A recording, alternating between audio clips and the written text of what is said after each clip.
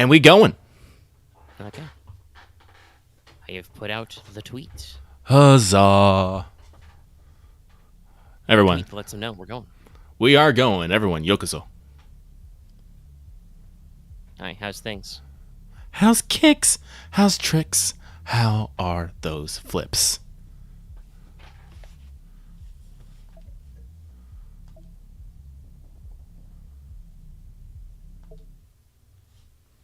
Sorry, was a pause there for the title screen to finish popping in. Today's game is My Friend Pedro, a gun of blood, bullets, and bananas. I've been wanting to play this game because it looks ridiculous. Yes, I think I've seen some footage, and this is certainly a start. You're being spoken to by the ghost banana. Ghost banana. Wake the fuck up.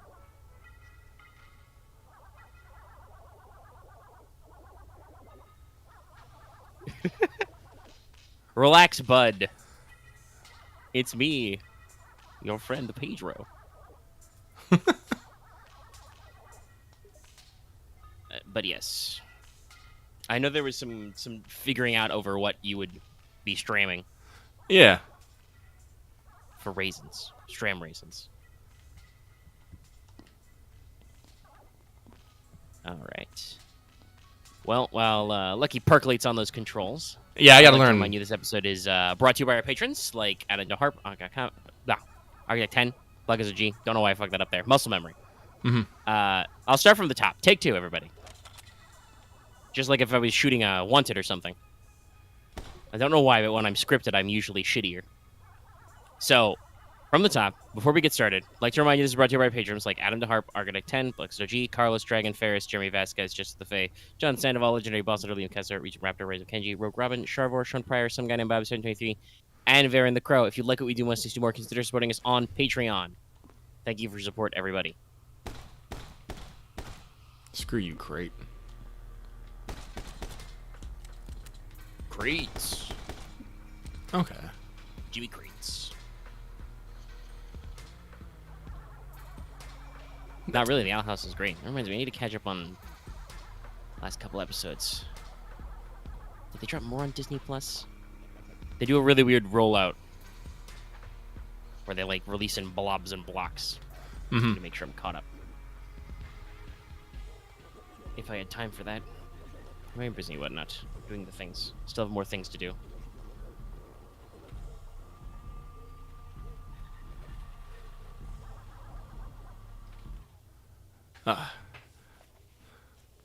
Sorry, what were you saying? I was just talking with chat about stuff. Ah. And also being busy.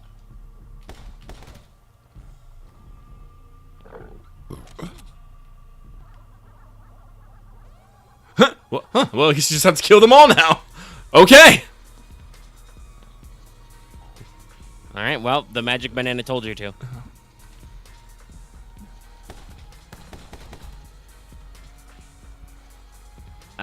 Any particular reason you picked this game other than just, you know, you've been wanting to play it and it's there? Mostly it's just because I've been wanting to play it and it's there. Like I was actually debating about this like a lot today about like, well, not a lot today. Oh.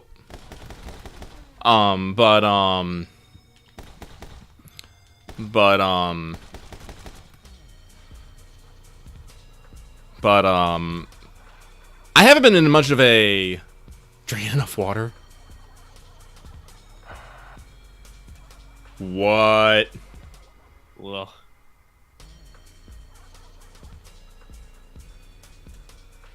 There's a banana in my head.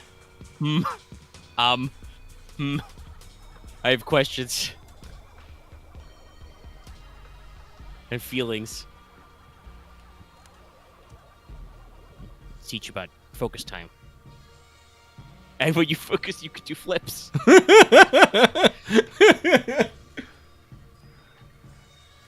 Okay, it's a toggle. Now do a full flip in slow motion while shooting this priceless blanks. My okay. You know, I mean, if you're gonna step up the action movie bullshit, you might as well step up the action movie shit. Oh, and it gives you a helpful little guide. Okay. Uh-huh. Wait, how do you... Oh, okay.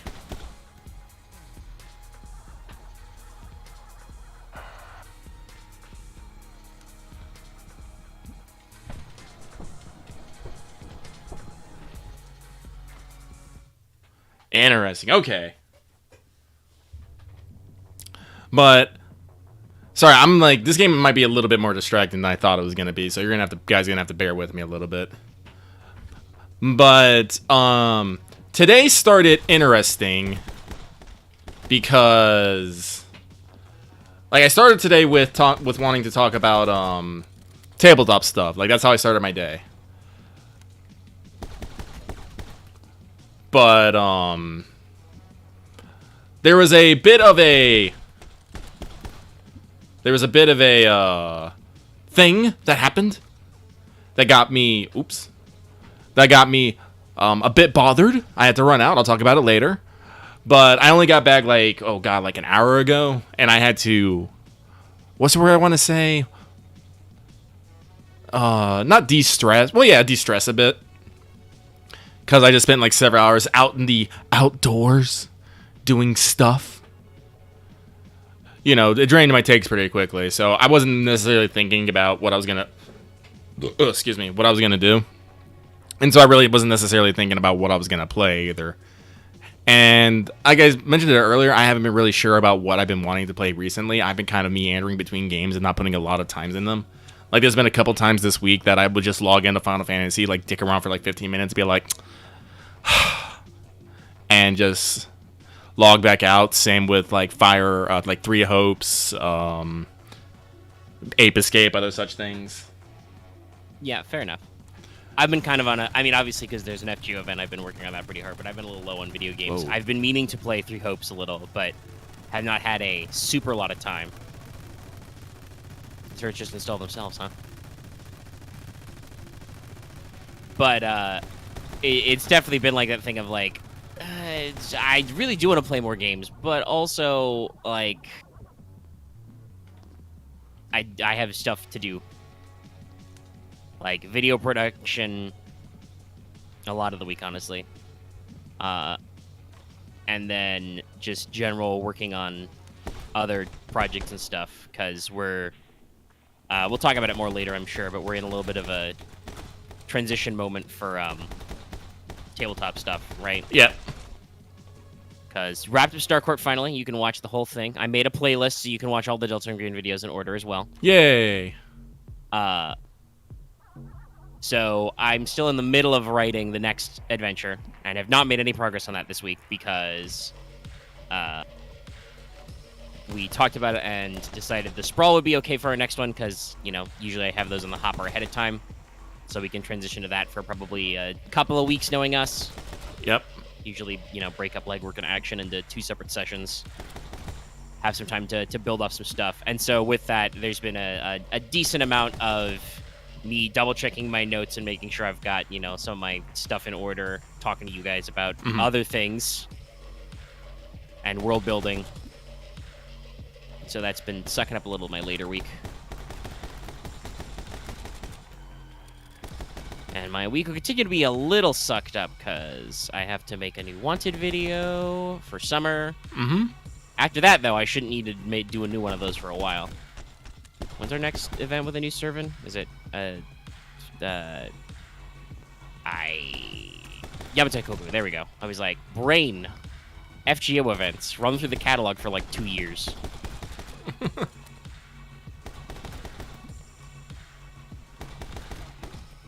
Chet can back me up on that or not. So that should give me plenty of time. And obviously they're still working on, you know, Yu-Gi-Oh! Prague stuff and other live streams. We're going to stream back again on Monday.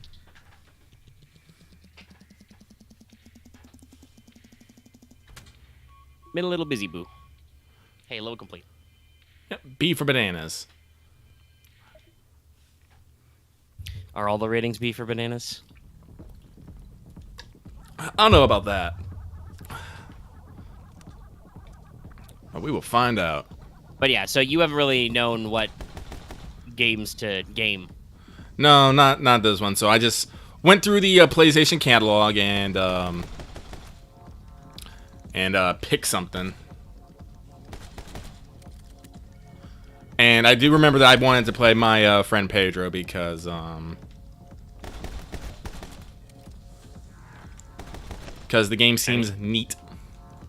Yeah, you know, we got it on here. You got a lot of action movie type stuff. Yep.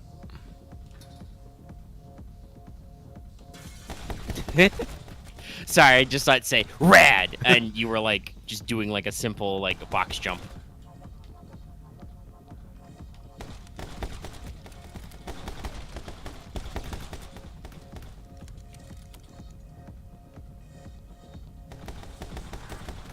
Marvelous. Marvelous.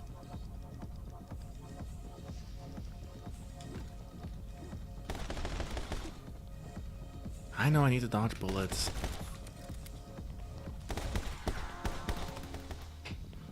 Ah, it's a puzzle. Shit. Intriguing. Yeah, this game seems to be all about trying to kill people stylishly and whatnot. You gotta be cool. Or not so stylishly sometimes as you,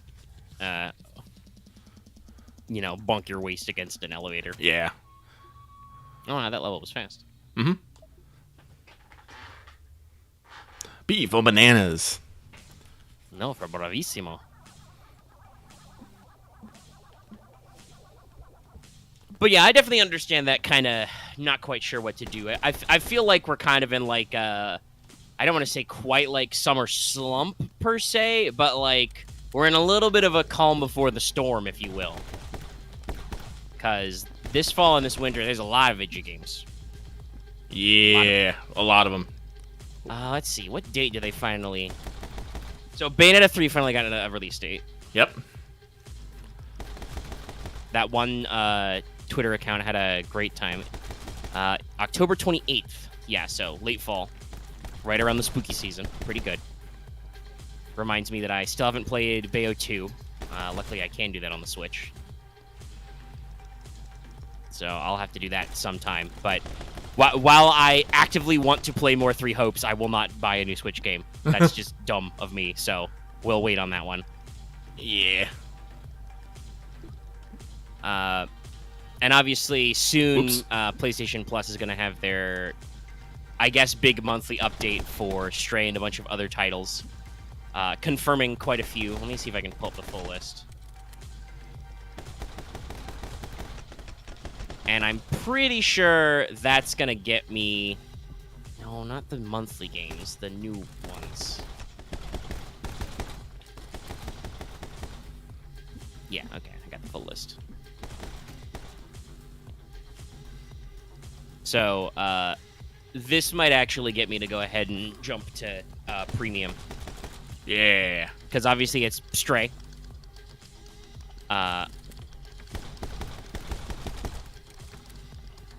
So that's day and date, but there's also quite a lot of Assassin's Creeds, which I've never played, but it's the good ones, like Ezio Collection, Black Flag.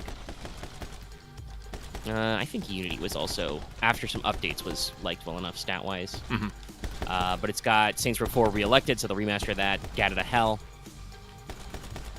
And then there's some other stuff. I mean, the Final Fantasy VII Remake Intergrade with the DLC is a pretty interesting one. I don't know if that's going to necessarily drive a lot of conversions, but it's pretty neat that they're going for that one, right? Just letting you know, they're keeping it on there. You got Bravissimo again.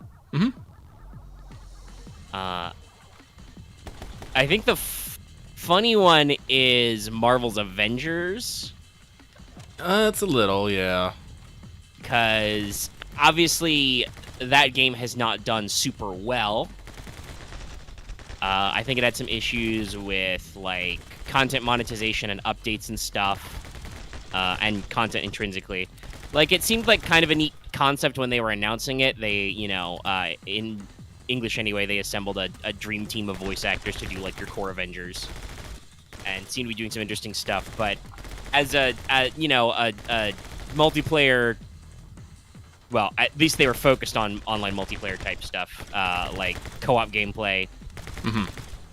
It didn't seem like it was super pull-in, so I don't know if they'll, it'll be a good time for them to bring in additional players or whatever, being free, fundamentally.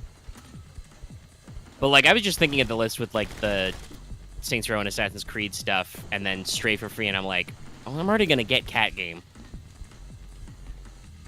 I gotta remember to slow down.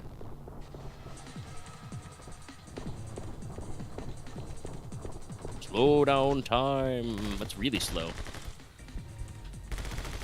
You gotta do quite a lot of bullshit there.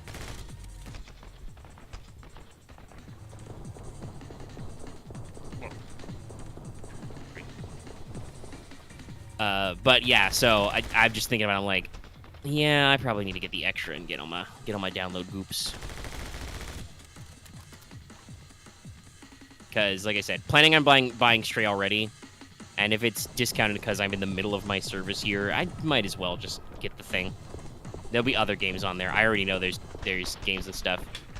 Like, talking about, like, the upgrades and updates, I think both Ghost of Tsushima Director's Cut and, Death Stranding Director's Cut are already on the extra service. They are. Yeah, and that's something that, like, I was planning on. Oops, you died. That's something I wanted to pick up anyway, so, like, there's already plenty of stuff in the catalog. I'll probably try and work that out Monday or Tuesday. I'm having a little bit of a problem with, like, my button control here. There we go. Just figuring it out. Well, my fucking, my dual wheel button and my dodge button are on the same hand. So I have to push the L1 and L2 trigger at the same time to do some stuff. I'm like, that's a little awkward to me. Yeah, you're gonna use both fingers for that.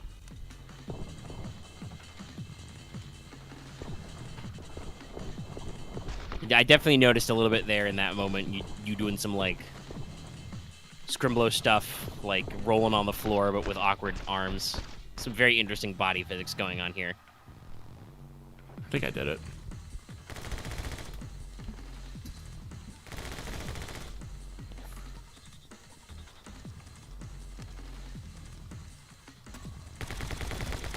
Those guys are all dead. Mm-hmm.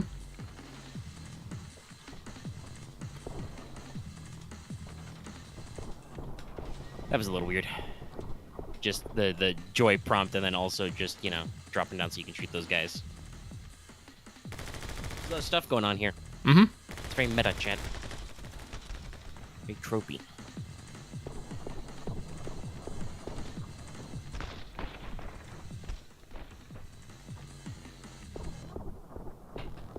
Oh. Trying to get... There we go. Happy!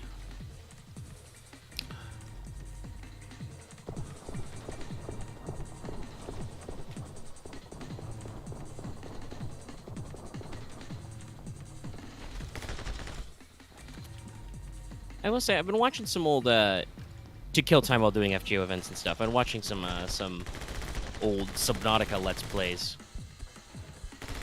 I do quite like that game. I streamed it a couple of times, but I kind of... One, they did actually do a full-blown PS5 upgrade, but you could not port saves. Oh. Which was a little sad, because I had been on my PS5, I had been playing the PS4 version. But also, I tried streaming it, but I felt a little too heavily backseated. Mm-hmm. Like, a lot of people were like, oh, you need to go here and get this now and this thing, and I'm like, I don't care. I'm swimming. Time to swim. And if y'all haven't realized from watching us stream anything, my opinion on backseating is like, man, gosh, if you care that much, you go play the game. Like, obviously, I get, there's a little bit of community sharing and chat back and forth. Like, for instance, when applying the no backseating sign to Great Ace Attorney, I still feel like, we get some decent chat interaction. Where, like, people will be like, oh, is it this thing, that thing? Or I have this theory, kind of a thing. But it's not outright, like, you gotta press him on statement 4B. Then again, I don't know if anybody who watches this regularly knows enough about Great Ace Attorney to call us out so specifically. But yeah, we have that problem sometimes. I'm not a huge fan of it, but that's just a me thing. Mm-hmm. Or at least the specific instance is a me thing. I don't know. But they do also have a PlayStation port for Below Zero. I've never tried that version of the expansion pack / sequel.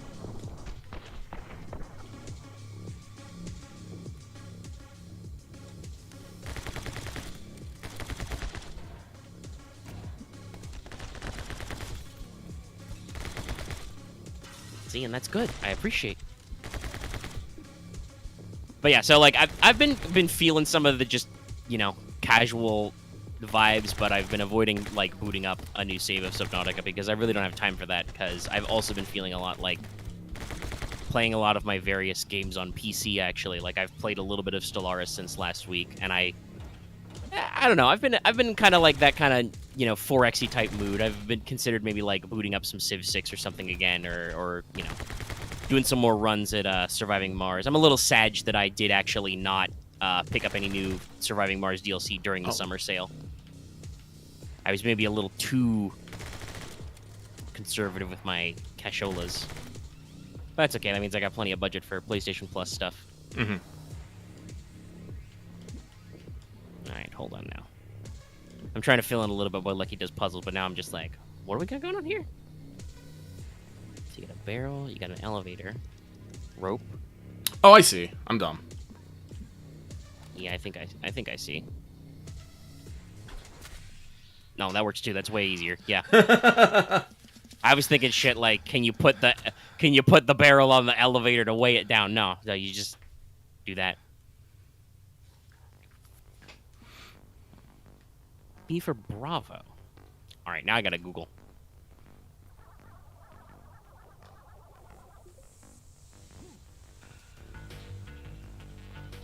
No, not the TV network. Okay, so Bravo is French and Italian for bold or brave. But then what the fuck is Bravissimo?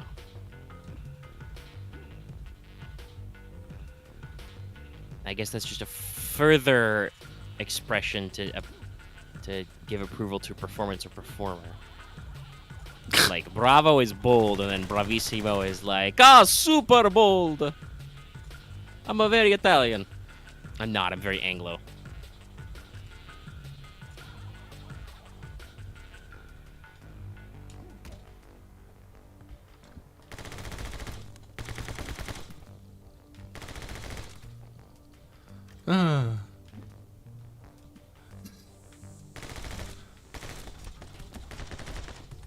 You usually see that's the other way around. Lucky likes to go on Googling tangents while we're streaming Great Ace Attorney and stuff. I do. But you know, when the facts get you, the facts get you. Sometimes you just gotta know.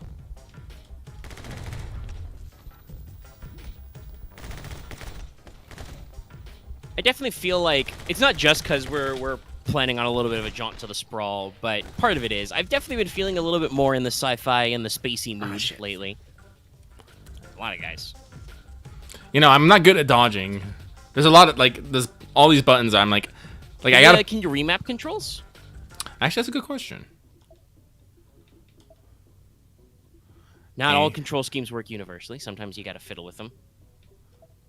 Yeah, no, it looks like I can actually. All right. Whoops. Let's see here. Fire, secondary fire. Now we can futz with the buttons. Change weapon, next weapon, previous weapon, motorcycle up, motorcycle down, motorcycle wheelie. I'm trying to think of what would be the best way for me to... Actually, wait. What is the... It's aiming, move left, move right, and crouch is down. Focus is L3. So what if I put...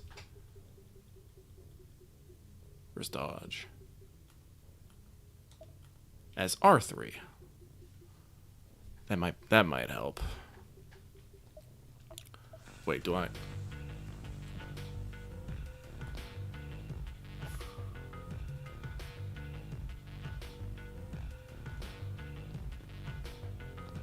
Just ballet dancing. Well, I'm trying to see, because you have to hold down the dodge button. And holding down R3 while spinning and aiming is actually a little weird on your controller. I can see that.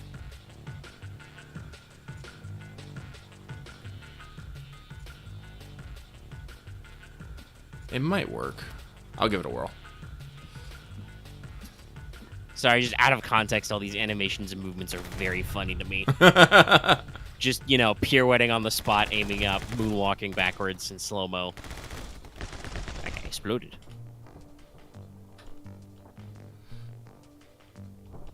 But alright. But yes, been a little bit of a spacey mood lately. I've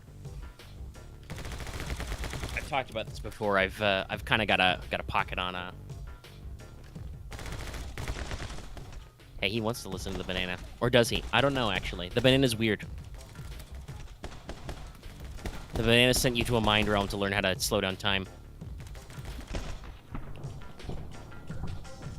But I think I've talked about this before, but it's been a little bit, so I'll mention it again. As you guys know, I'm a great fan of all variety of space genres.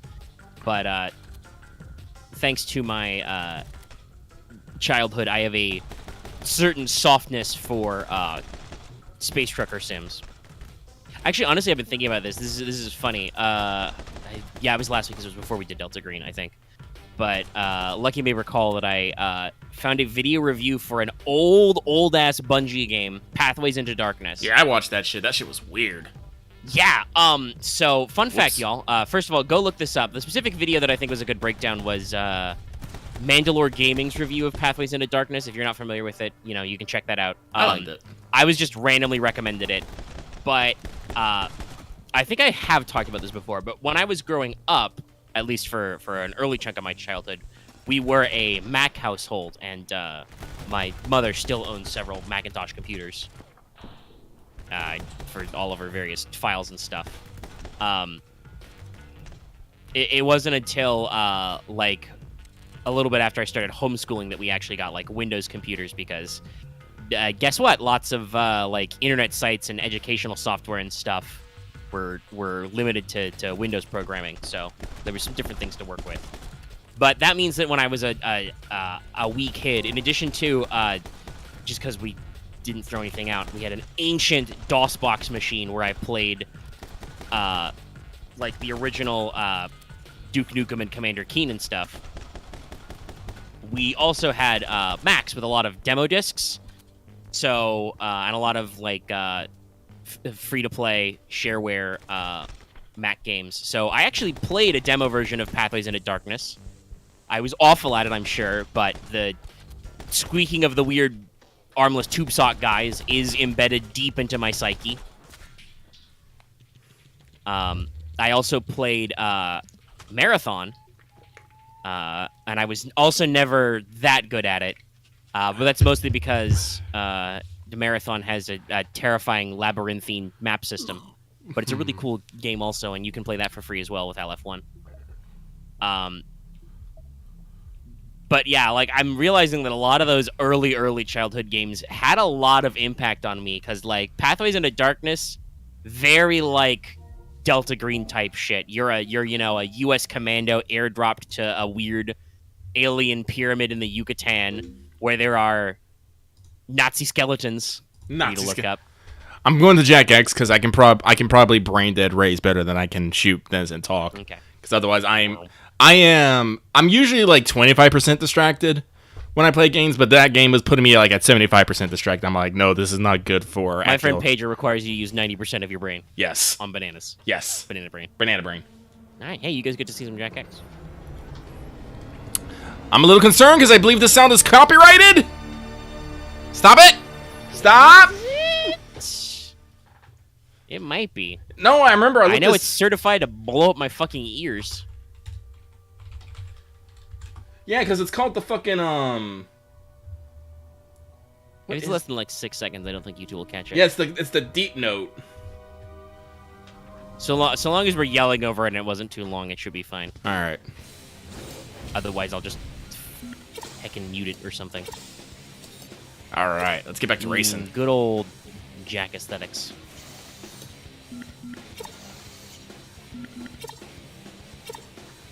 You get to see Lucky be horrible at racing. You think you got the brass Yeah. to roll on these lanes? As often happens with Jack Very X. tight on this one, so watch Speaking of childhood games we loved but were bad at,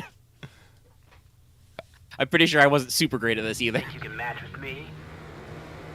But yeah, no, Pathways into Darkness, I feel like must have left a very deep cut on my brain meats, along with Marathon. Classical Marathon, a very, a clean start. very classy game.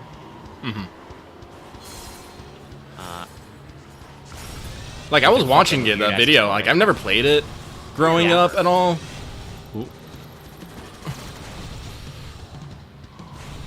But, like, watching, I was like, oh, yeah, no. Because I think... Oh, God, I think, like, one of the first... God, what was the name of the game that I played?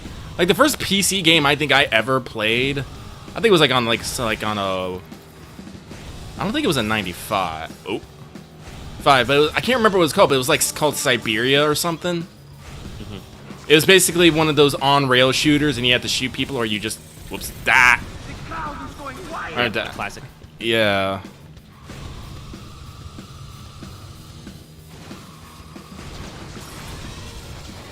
But no, I'm gonna die a lot before I... Every time I start this game up, I have to remember how to fucking play. Because this game's a little bullshit. Yeah. That's one of the things I don't think I liked about racing games a lot is a very cheap way for oh, god damn it. A very cheap way for developers to make games actually stay intense and you don't just let them blow let you blow them out of the water is if you get into first place, all the racers behind you will suddenly just speed up and keep up with you. Ah, yes, the classic rubber band. Yeah, it's very gay, because these guys can go as far as they fucking want from you. But the moment you get ahead of them, all of a sudden, they get way faster. And I'm just all like, do you really? I'm like, yes, really. And I mean, this also, I believe, has the Mario Kart problem, because there's power-ups and stuff, where the further back you are, the more bullshit power-ups you get, whereas if you're in first, you get less bullshit power-ups. Oh, yeah. Then we go Doc right now, and you are mine. Is it weird that I'm seeing the symbols for the power-ups and I'm like, my brain is remembering? Oh, no, man. Like, I was honestly, like, if you hadn't said you wanted to do maybe a Jak and Daxter thing, I might have, like, fucking put in, like, Jak and Daxter and just started working that over.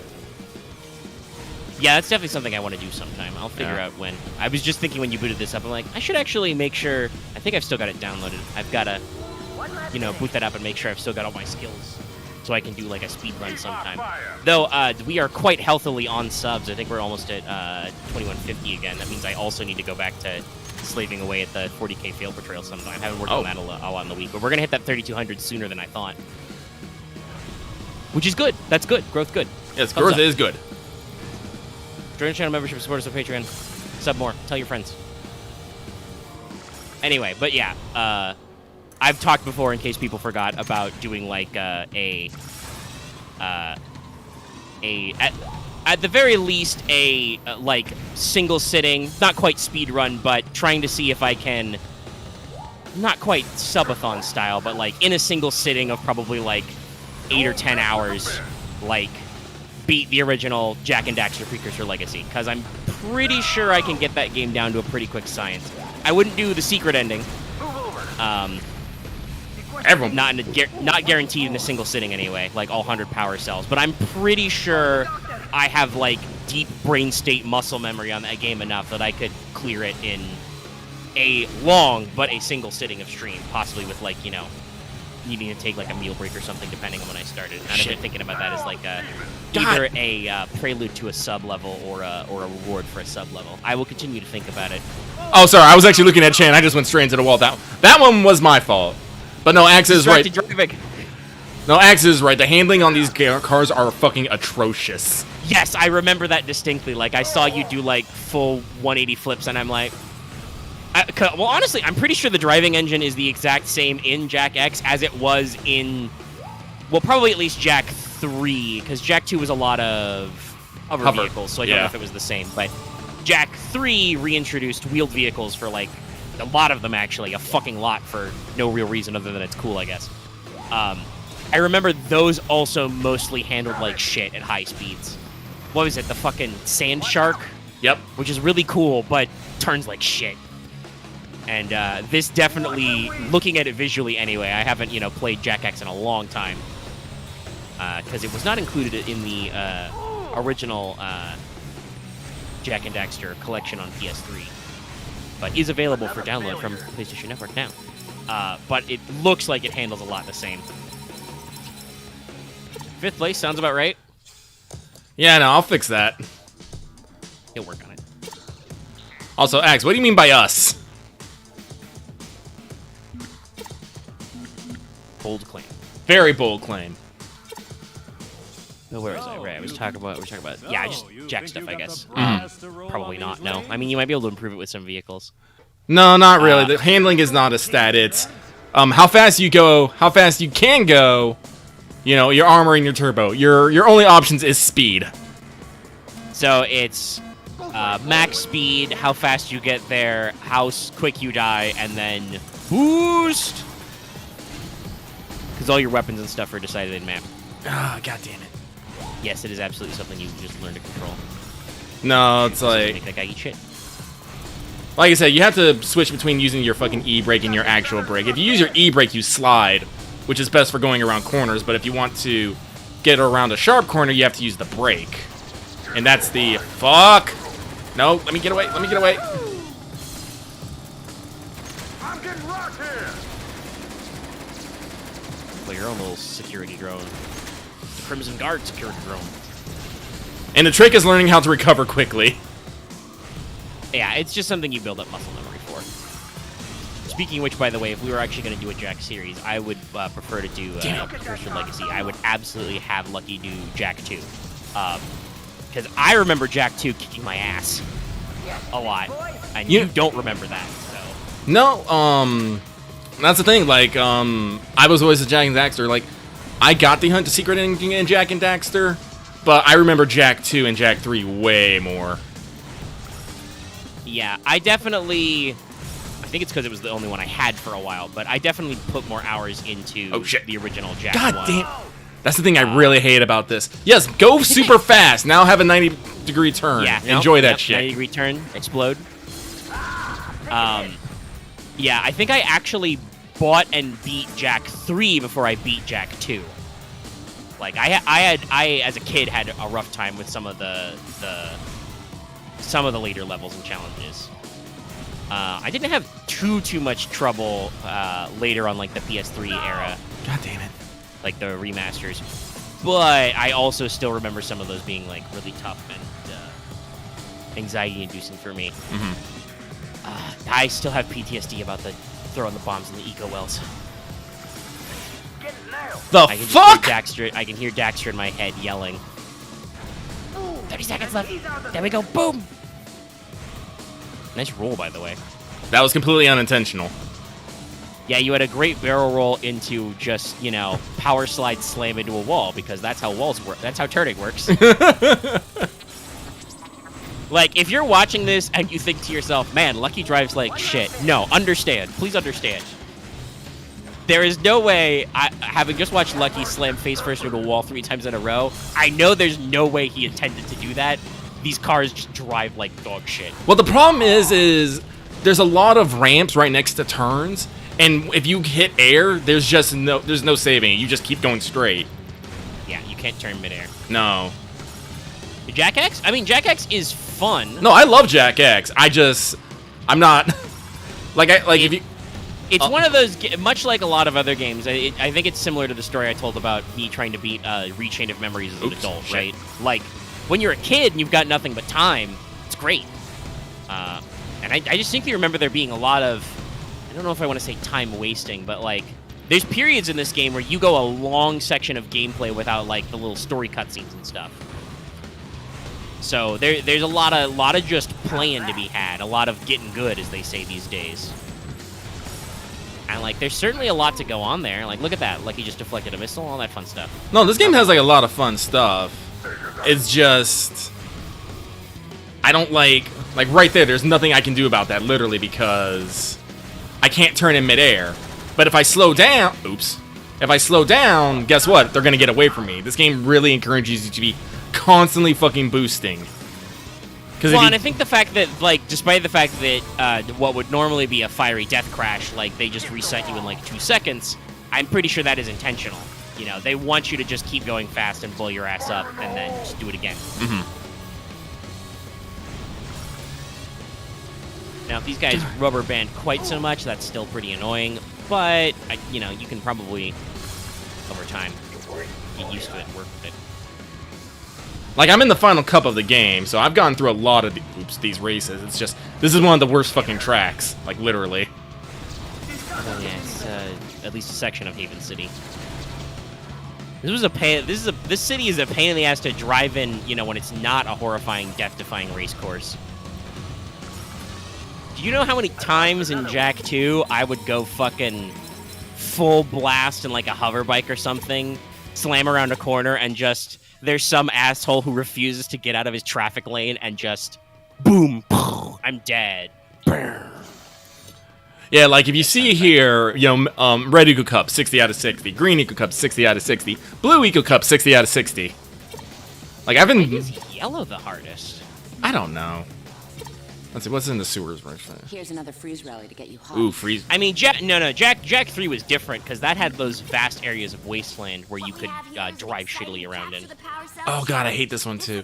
This is another one of those in the enemy. The enemies will always it'll always spawn closer to your enemy than it will to you. It's bullshit. Let's see here. The creep top battlefield. Here's another freeze God, rally what were we to talking get you about? What were we hot. talking about Jak and Daxter? If you I want don't to fucking master this know. course, memorize Who the knows? placement of clock freezers around all the blind corners. Oh, I Those remember extra something. I time don't know if that was stops will directly really connected, drop but I was your talking overall about time. space games and stuff, right? And playing a lot of games from my childhood that went in Yeah. there. So one of the games I played was Escape Velocity. That was a Mac game. That really got me in the space trucker and mindset. I have actually played a little bit of like Alec 1 style ports and stuff on it. It's okay. It's a little slow these days. Wait for Um, it. Go! But I always in my back pocket when I feel the space mood, I have a little bit of a prep for what I have, you know, jokingly called space truckers, like world building for a tabletop game or something in there. Part of the reason why I haven't gone full ham on that is I'm still waiting on Genesis to release the friggin'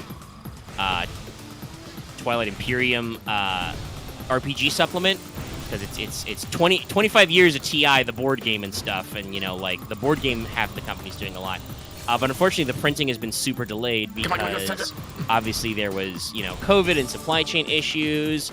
And well, hey, also in February of this year, Whoa. some asshole started a war in Eastern Europe. And while Edge does not have their printing in Ukraine, I think it's in Lithuania, it's still Eastern Europe where there's a lot of bullshit going on. So all the like physical printing and stuff is delayed. I mean, personally, y'all know me, I'm real big on, like, I like physical, but I also like the ease of accessibility of digital. I get the agita when, like, yeah, we've got the PDFs, they're finalized, we could sell you this product right now, but our print run isn't finalized, so we won't. That gets my goat a little, because I am a paying customer waiting, but it just means that they'll have to wait until they put it out digitally to get my money. Anyway. But, like, I've got one of those rolling around my head, and occasionally I write stuff for it. Think about fluff and mechanics. Basically, I'm waiting on the supplement because I can either use that to turn that into a Genesis hack, or I would write my own percentile-based thing, as I often have done that as well. It depends mainly on if they do anything with, like, space combat and modules in Twilight Imperium. One lap finish. Because if they don't do enough of the heavy lifting on their own, then I gotta do my own shit for that. I'll just write my own God rules. damn it, I hate that so much. There's the turn. There's the just bonk your nose, dead end. Really, the problem is the 90-degree turns. I'm realizing / remembering. Why are there so many goddamn straight lines in this race? I don't know. I mean, obviously straightaways are cool for like speeding up, but like there are turns into straightaways, and I'm just like, why? It's a pain. Like, until my tires hit the floor again, I can't fucking control anything. And even then, sometimes I'm having trouble. Oh, there we go.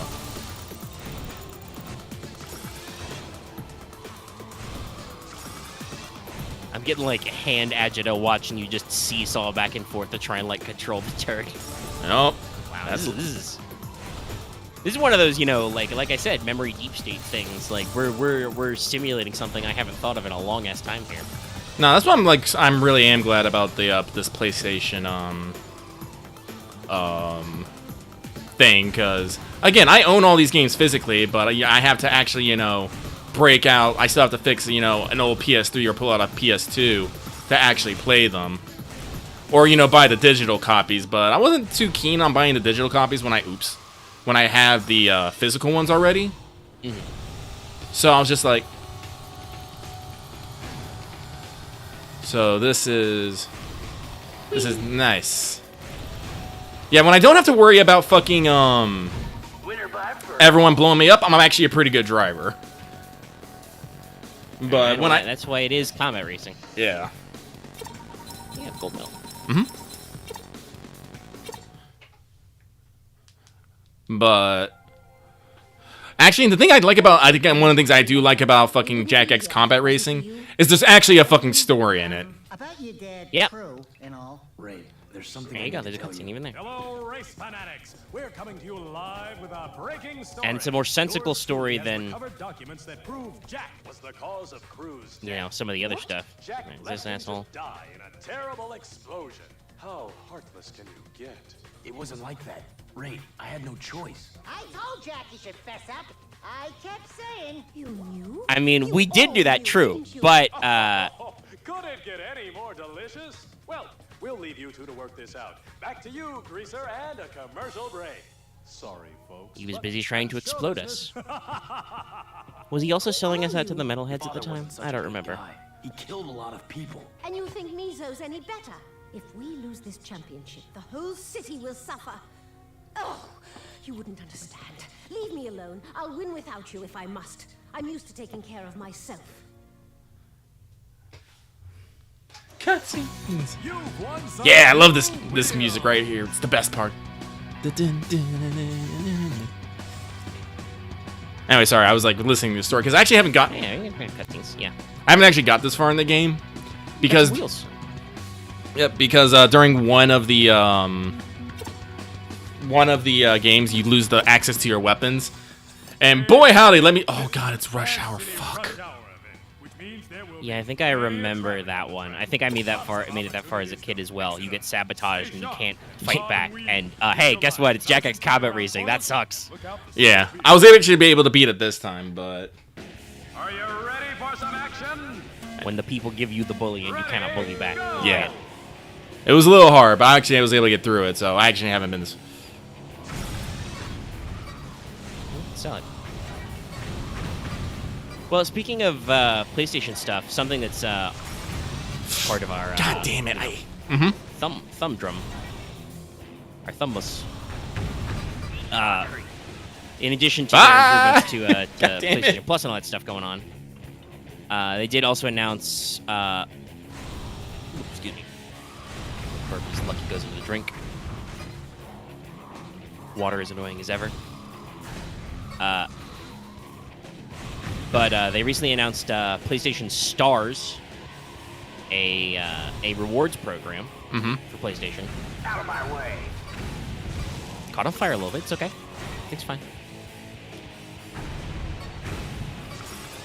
I hate this one because you have to run into cars to get points, and when you run into cars, they throw you off just a little bit. They And give you a little hop, skippy doo. and if you're not careful, that means you go fucking flying. Feeling this? Luckily, it's just a score attack system. Yeah. If anything, seeing they have a wide variety of modes. It's not just oops all races. But yeah, so they announced PlayStation Stars, a reward program. No details yet. It's coming later this year. But basically, they're gonna give you points for like participation and God like damn it. trophies, maybe community events and stuff, which will be able to be redeemed for wallet funds or special downloads or other stuff. It is going to feature some digital collectibles, but they were very clear to state not NFTs, Nope. just normal internet collectibles. Probably like special avatars and stuff. Yep. Which I think is neat. Yeah. I like collecting it things. Seems interesting. I know Sony themselves had a little like loyalty customer rewards program, which I have personally signed up for, but their point system for that was like very small if you wanted to get anything real. So we'll see how much PlayStation Stars actually like does anything. But if it's just a free add-on to like encourage more engagement with the community and stuff, that's fine. No, I'm for it. The only thing I'm about is I'm hoping. God damn it. I'm hoping that if they have points based on achievements and whatnot, that it's retroactive. Yeah, that's gonna be key. Is if they do this thing and then it's based on how many like you get points for like earning trophies or whatever. Well, hey, guess what? What if I already played those games and got those trophies? Mm-hmm. What am I gonna do's? And you have all those trophy levels and stuff, so it could get in there. I guess the only question is about, like I said, with the potential for wallet rewards. If they're, not interested in giving out free catch points or whatever. But we also don't know, like, how big those would be, so. Yeah. Well, every little bit of help, so I'm just curious. As like PlayStation seems to be putting making a big community push, like with the extra, like with their game collections now, the stars thing. Yeah. Wow. I see why they put these all on this one, because boy howdy. I'm barely accelerating. I'm just trying to hit these goddamn cars. Yes. I am witnessing.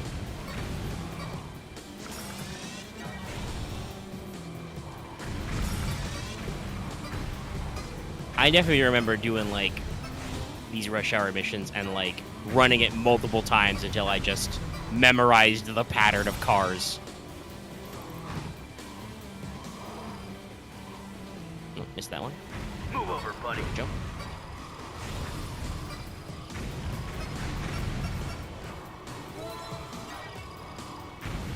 Remember, there's a funny cutscene when you do your like first one of this where Daxter freaks out, like, "Wait, we're gonna hit cars on purpose?" Yeah, see right here, I'm doing nothing but just hitting the fucking cars, and for some odd reason, I just flip the fuck over. I'm being punished for doing the objective. Obviously, you probably want some degree of difficulty, but it's definitely one of those things where I feel like just the inherent jankiness of the driving, they probably could have left it alone. But, Yeah. This was also, what, like 20 years ago? 15 years ago? Oh, it was a while. Because this was late PS2 era, so it's been a number of years.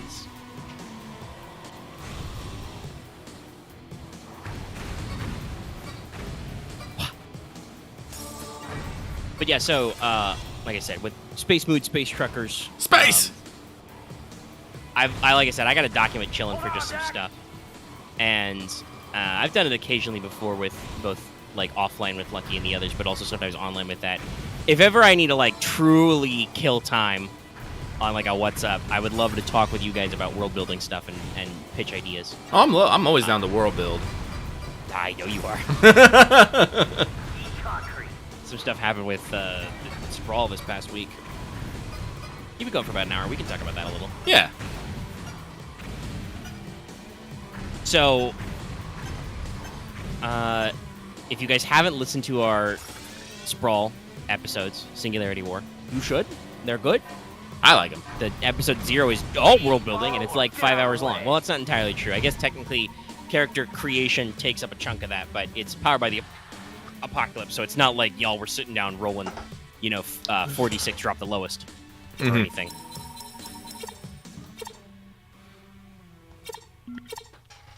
But we've been playing that for quite a decent number of sessions, so there's a decent amount of world building, and I've talked before about probably doing another Genesis conversion for our setting, because they already have the Cyberpunk book for Genesis.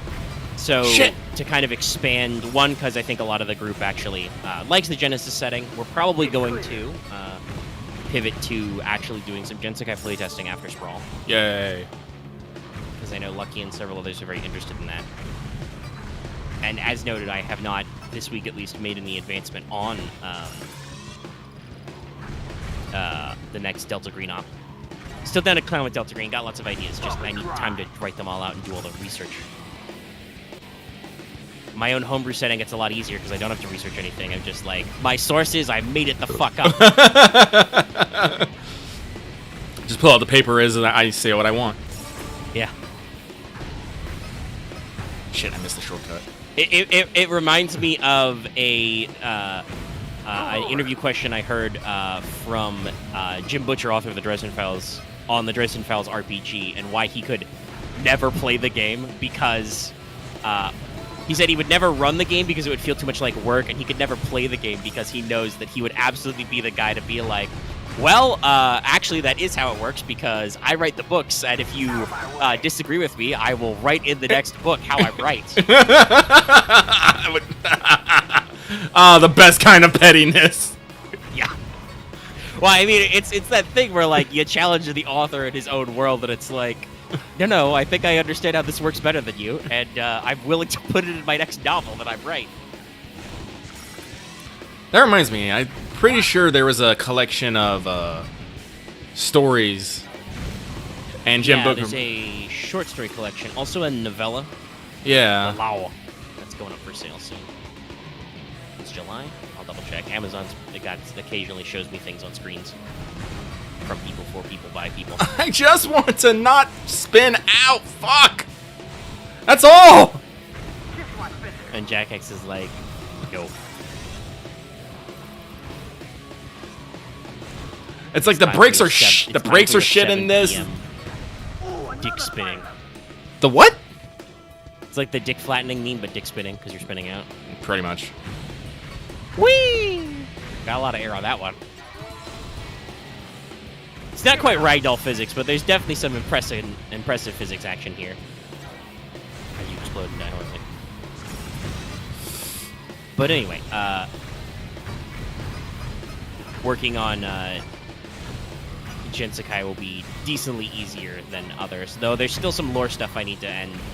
NPC stats I want to fill out for the actual book itself. I can work at that on the fly, and like I said, I have general ideas for probably several playtest games with people, so look forward to that in a few weeks, but we're going to do the Sprawl first. So I've been writing Sprawl stuff, because I've got a large setting doc kind of dissecting and digesting a lot of the major corps, and also a lot of paragraphs on the actual structure to the like setting, background, and makeup we came up with, and actually like breaking down the Singularity War and the collapse and why everything is all cyberpunky. I love how you actually did, like, took our notes and actually found a legitimate reason for how all that shit we said actually makes sense.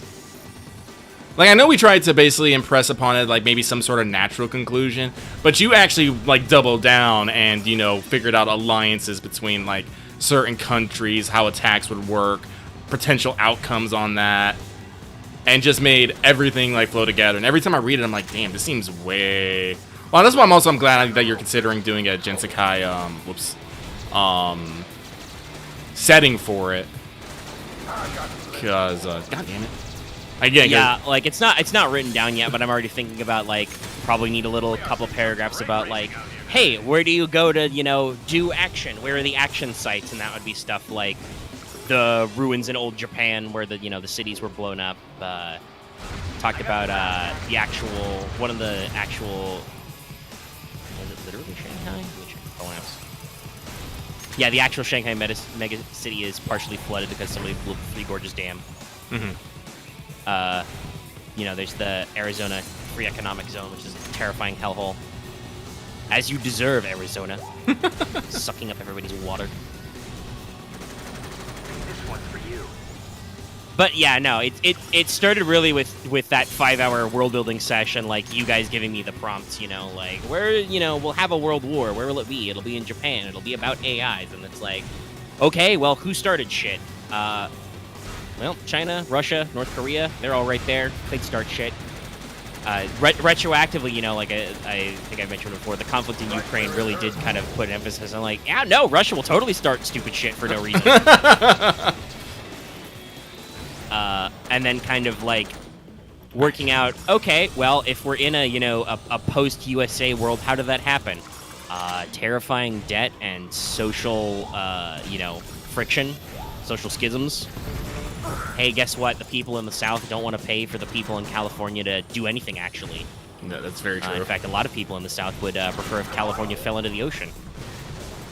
Never mind that economically that would actually be terrible. And since when has consequences ever bothered the South? Never. Also, while to kill time while doing FGO, I've recently been tuned into the Oversimplified YouTube channel. I've seen a bit of their stuff. I saw the Yes, one on I noticed you watched the Emu War one. I mean, I love the Because Emu War. I saw it move up in the history queue from when I'd watched it, and I'm like, But there's a lot of dumb stuff that happens. I think I just picked up the Revolutionary War one because we were talking about that the other week about stuff. For instance, what sort of taxation went on. And it wasn't just the taxation, it was also the stupid embargoes. It started with a tax on sugar. Really?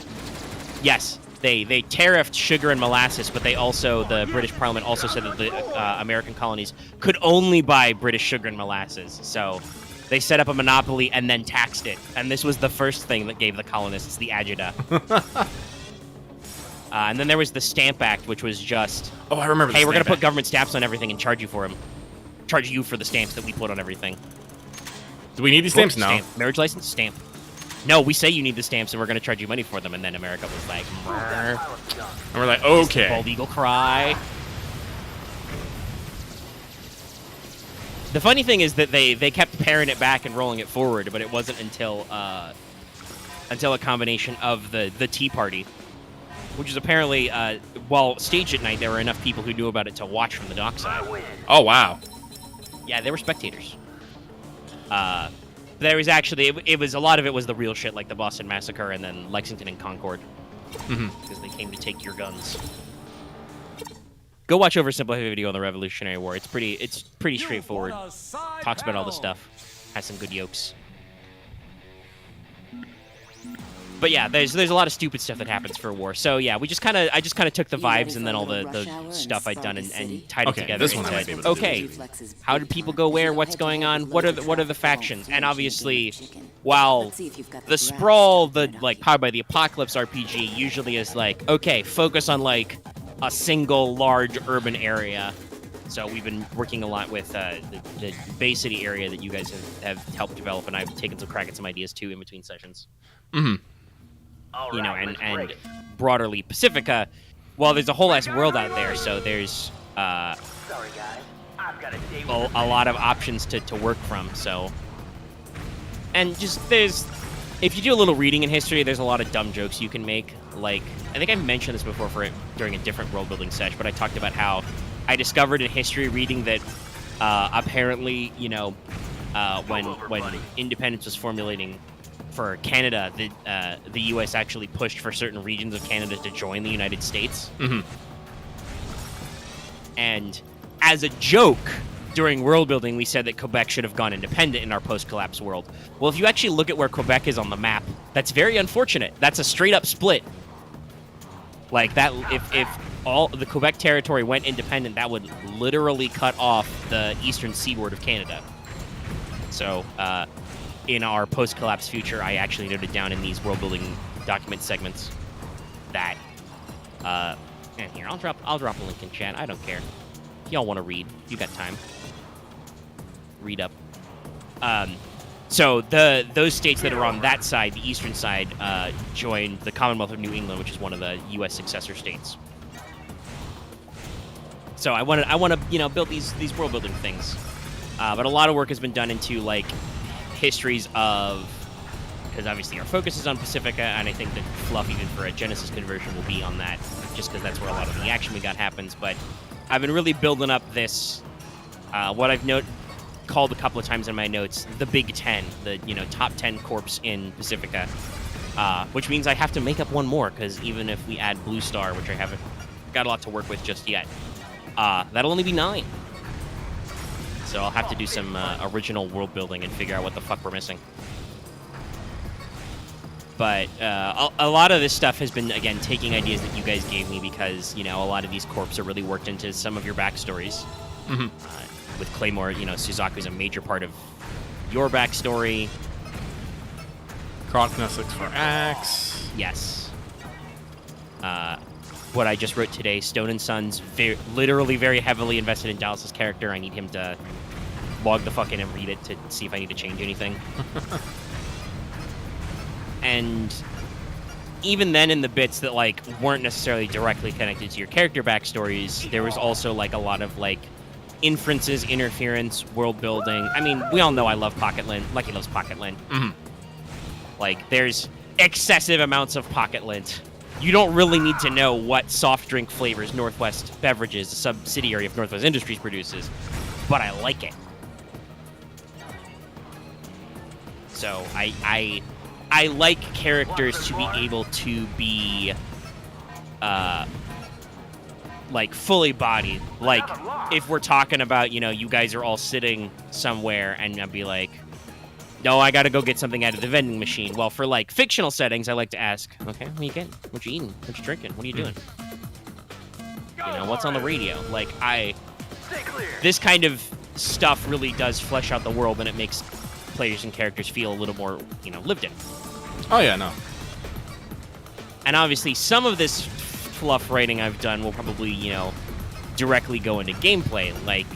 This Sunday, you guys are going to plan a strike-back job, a revenge job against Northwest to cause a shitload of damage to them and get them off your back. Yes. So, actually studying the Northwest entry and then, looking at other corps for, hey, who has beef with Northwest will probably give you some guidance on, what kind of things you might be able to look for and get some extra oomph out of in setting. Oh, yeah. Claymore's 10-step plan to profit and glory.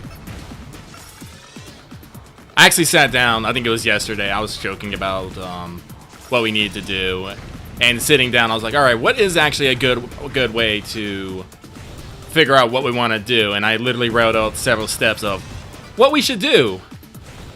I passed that to Axe today because he is the soldier and, setting up the job is supposed to be his thing. I know Axe has been talking about how he kind of wants to be more of a leader role in such things, so I put him on that path. At the very least, more of an explicit planner. I don't know if he's actually taken the, has he taken the, hands-on management? He might have. His character might actually be built to be a field leader. It's been, as Axe and other people have mentioned, it's been a few months since we last sprawled, so we gotta re-engage brain with mechanics. Okay, you do have hands-on. All right, yeah.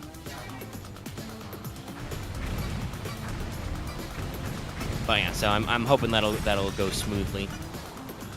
Yeah, a couple of guys are saying they need some that effort to get back into their sprawl mindset. I have the opposite problem. It's way too easy for me to get back into sprawl mindset. I just have to be cheeky and want to kill things. Very simple. Yeah, it's very easy. I am excited, though. I do believe I am more excited about Jinsekai, though. I've been wanting to play that. I love just rolling for no absolute it's reason. finally rolled around time. Yeah. Like I said, I've had my ideas for the playtest set up for a while, and I've kind of consolidated them into a couple of quests for you guys to pick from, so it won't be too railroady. The main thing will just be probably next week, to be safe, after we've got the sprawl set up, if I don't have to do any additional writing, I will, sketch up some stat blocks and stuff. I'm going to have to remember how to build low-level Genesis stat blocks, because it's been a little bit since we Star Wars'd, and even then, you guys were ludicrously high EXP for Star Wars, so... Jesus. Designing encounters was very different for a long time. Luckily, there are actually challenge guidelines in the expanded player's guide and stuff.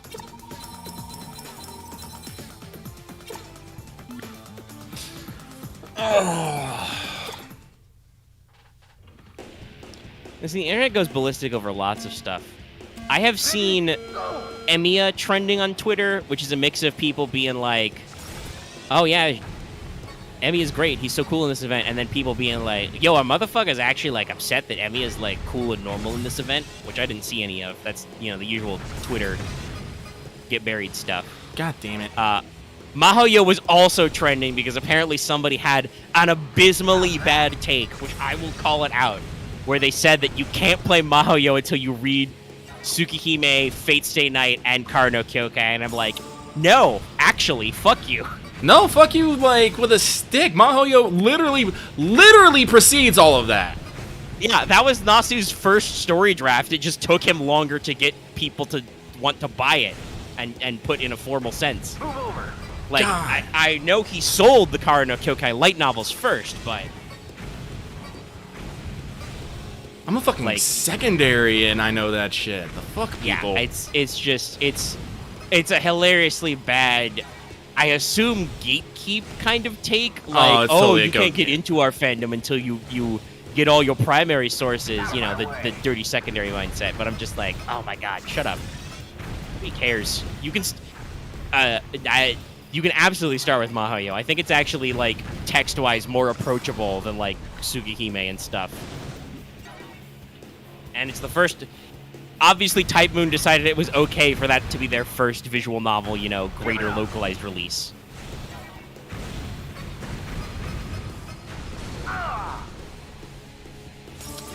It makes me so mad that I can't...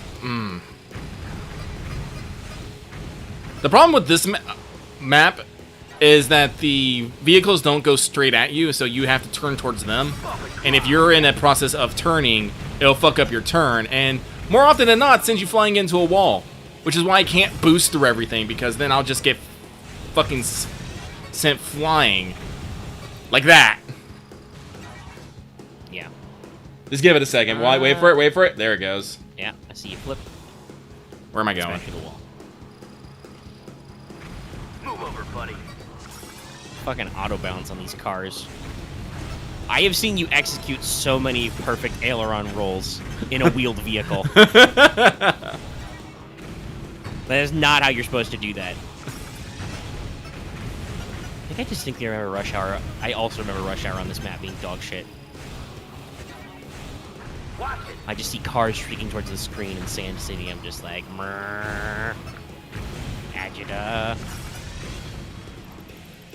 Well, what's more useful with all your shitloads of money? That really depends on what your actual plan is, because you guys don't actually know what the... I mean, you know who the target is, you don't know what the target is. I have, prepared material that I'm going to pitch to you, like, what your easiest target is, because I'm pretty sure you guys aren't Billy Badass balls enough to actually, like, go straight to Northwest headquarters and SeaTac Johnny Silverhand style. Also, I really don't know what the cred value on, like, a suitcase nuke is, but it's going to be a lot. I'm not nuking anything. I mean, I do feel like I am Billy Badass enough to strap on a hard suit, get my shotgun, and literally auto my way up. But yeah, I think Claymore's at about the right level for that. I don't know if the rest of the players are enough. You've got, but Metatron, the frail hacker boy with all his injuries, and Squirrel, who both mechanically and narratively doesn't like to get out of his car for any reason. Mm-hmm. All right. I mean, here we go. you might want to, like, if Marth doesn't win it directly, you might want to consider buying some drones for Squirrel to use, because you can get some pretty slick drones. He's only got a couple. I mean, I was considering, like, I would say get a couple quad rotor drones, like size small to medium. Put a gun on them. Yep. Please follow or get out That of the works. I way. can get a gun mount.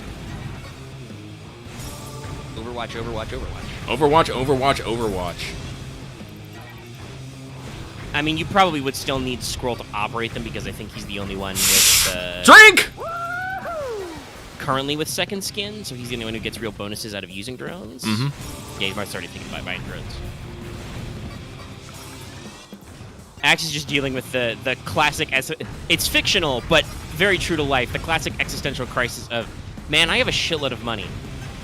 Wait, I have to pay dues on all this money. If I want to lay low, having more money is actually bad for me. Yes. Which I don't know if Axis said that out loud, but I feel like I can interpolate that's why he's so concerned about spending all of his cash. That and also just 17 is a fuck ton, and you could use that for something. I believe we've discussed that I don't think that Odin really wants to retire in the classical sense. I swear to God, I fucking just tickled that wall. Yeah, that is something I have definitely observed and feel like I remember from way back in the day. The ratio of speed to wall is very weird sometimes. I wonder if maybe some of the walls are like hard-coded as kill boxes.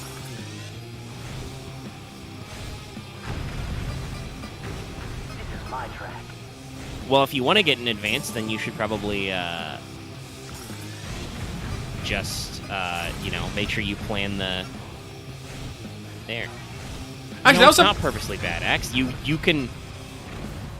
It's like one of the only hard and fast ways you can reduce a countdown clock. I mean, I'll say this. This is why I'm working on a potential Genesis hack, is because the Sprawl is really not meant for super long-term play. No Power by the Apocalypse World game is, but I think the Sprawl especially is just like the way the mechanics with clocks go is eventually you'll just hit a critical mass where it's going to be like, well, so like 5 corporations need to be taking concrete, definite action against you, whether that's shoot you or hire you or steal all your money and freeze your assets, whatever. And when that's happening on so many scales, you just can't do enough jobs to pay everybody off and destroy them and whatnot. It's too much narrative weight. Which I have brought up to the group before to be like, hey, guys, think about where, in terms of the Sprawl RPG game, think about where your characters kind of will end at some point, because eventually it's going to get a point where either we pick a satisfying narrative conclusion or I'm just like, yes, so you've activated about 4 corporate clocks, and I don't know how well I could work with this. Move that pile of junk. So we may need to wrap stuff up, and I know that, for instance, you with Claymore have been thinking about a Mr. Joel's type situation, just one last score. Yep. I think we've talked about how, like I mentioned earlier, I don't think Odin plans to retire. I think he's just probably going to end up doing moonlighting and field work until he explodes. Or maybe until he can retire to a beach in Belize. I don't actually know. Maybe move to the Kingdom of Hawaii. Beautiful white sand beaches. Closer to home. Get over.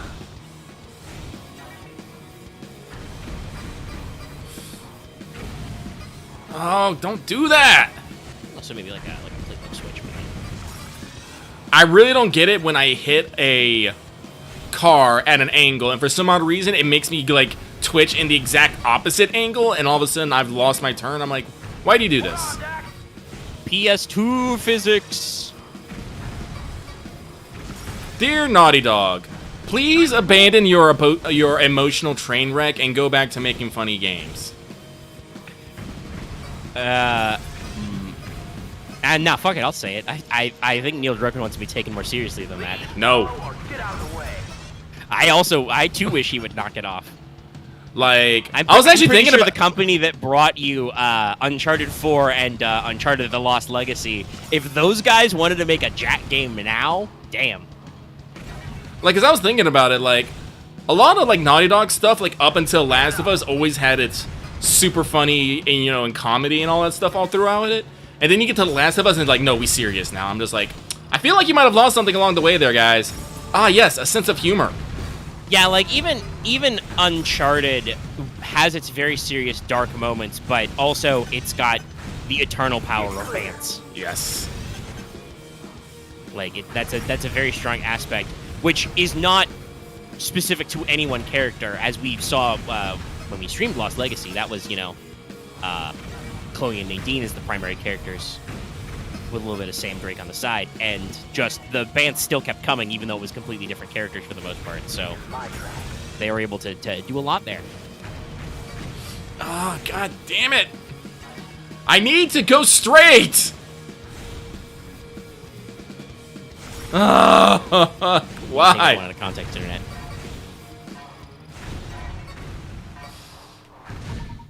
But yeah, no,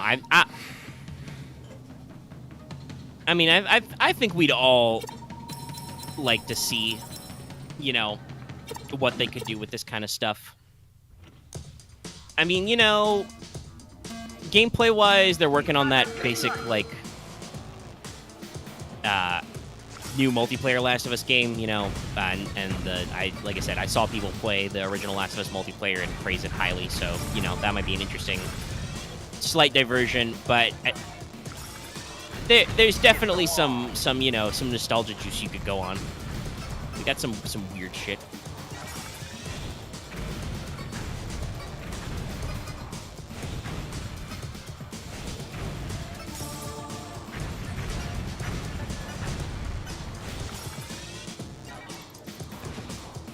And obviously, as evidenced by, you know, by Jack X, there's still plenty of story writing room to come out, because X was after, 3. God damn it. 3, which had a very open ending. Yo, dog, you want to time travel? How's that? You want time-space travel with some otzels?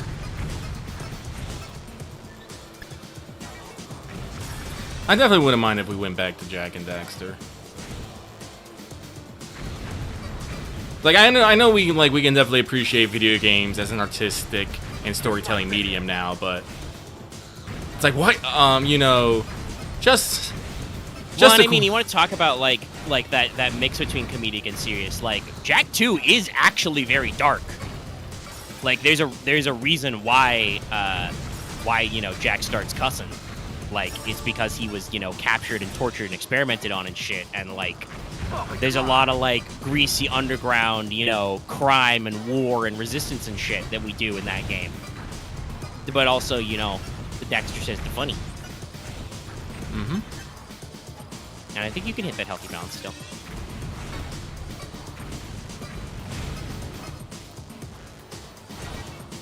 Bump this, buddy.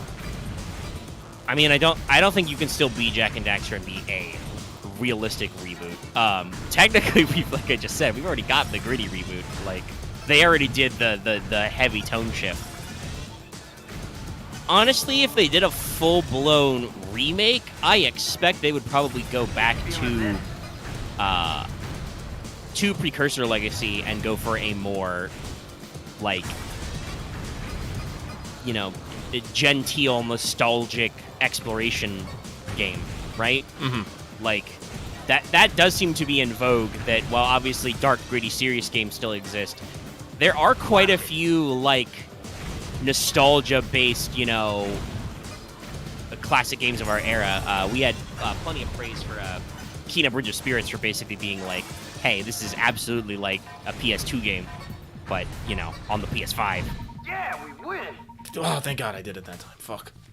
So there's plenty of market for that. I think so, anyway. I mean, there's a market for me with that. I think so, too.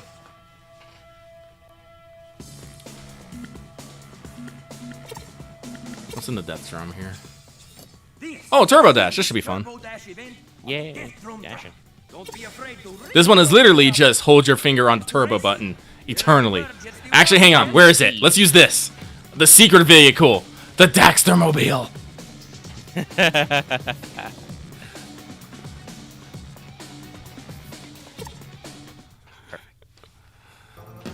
you hear those engines roar.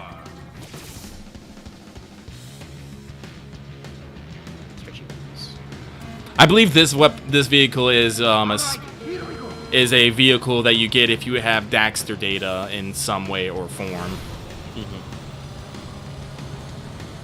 And they just give it to you for the downloadable version? Yeah.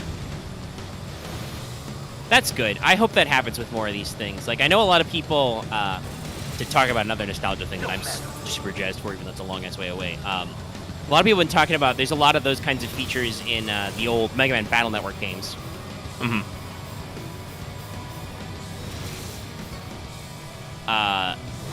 both the 1DS port, but also just in general, that some of which never made it to the English version or were very hard to do, that obviously when you've got everything on one cartridge will be harder to do. But I do know that apparently for the Virtual Console on Wii, there were some Battle Network ports. They just had toggles where you could turn that shit on, like the bonus content. So I strongly suspect that and really hope that the Legacy Collection basically does the same, where you can just, like, in the menu for the different games, you can just be like, yes, Sure. I'd like to activate this special feature. The main thing will be,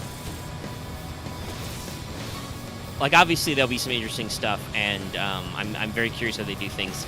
I think the really interesting thing will be Mega Man Battle Network 6. That had a lot of content cut in the English version. Really? Yes.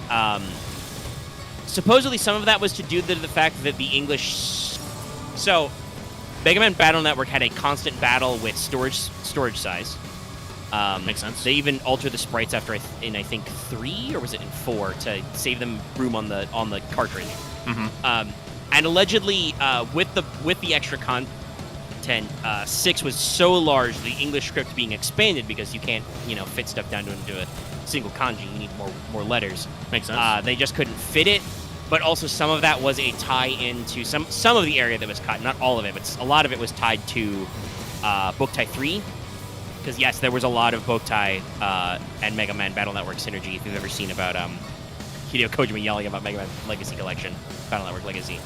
They did actually collab a little bit. But Boktai 3 was never released in the States, so it was culled.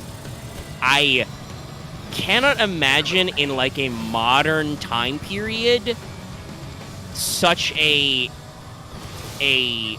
thing being like how we do it. Like, can you... Obviously, there are sometimes, like, calls for different, like, levels of censorship depending on your market, or sometimes collab stuff doesn't make it over in the correct form because there's no equivalent. But, like, I cannot imagine, like, large, like, post-game areas, like, where we're cut from 6 being cut from an international release these days, right? That just seems very weird now in our modern time. So I hope they re-include all that shit as well. Me too. How about a new hood? Show him what he's won, Pecker. Oh, I gotta go straight to the fucking... Oh, no, not yet. Okay. Unlocking new things, saving data, seeing that classic Actually, because if I remember correctly... memory card sign. Yeah! Why so salty? Oh, okay. God, y'all remember the old school, like, unlock shops and shit? Yeah. Jak and Daxter was also really good about that. They had quite a few bonuses and cheats, from actual cheats to just stupid shit like Big Head mode. You could unlock. Very fun, very amusing. I'll try capture. The Power Cell Challenge. This event is all about teamwork. So watch Oh, the interesting. team cover. The team that works It has high acceleration, but not that high. Yeah, the Sand Shark. This is the OG vehicle. Ah, yes, this piece of crap. I love this piece of crap. Oh, it's great, but also it's terrible because it's like one of your first vehicles. Interesting. Okay.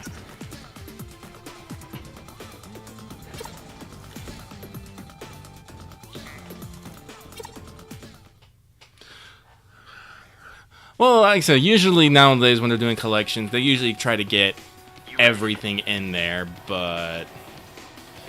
Yep, they did the thing where they put the enemy right next to it. Yep. And always in a position where they can just go, and they did it again. You see the blue guy was right next to it, but luckily I am here. And except when I roll over, for no goddamn reason. How did you get there? Uh-oh. Oh, hey, we actually got it on one of our guys for once. Sick. Whee! Come on, go right there. little bit. I heard it. Back with clear nostrils. And kind of a stretch of my knees because we've been sitting here for a little bit. Everybody remember to stretch occasionally. Do it. The red team has parachute. I have the... Assuming it's direct control. The red team captured the parachute. Whee! Goodbye, world, because brakes don't work. What are those?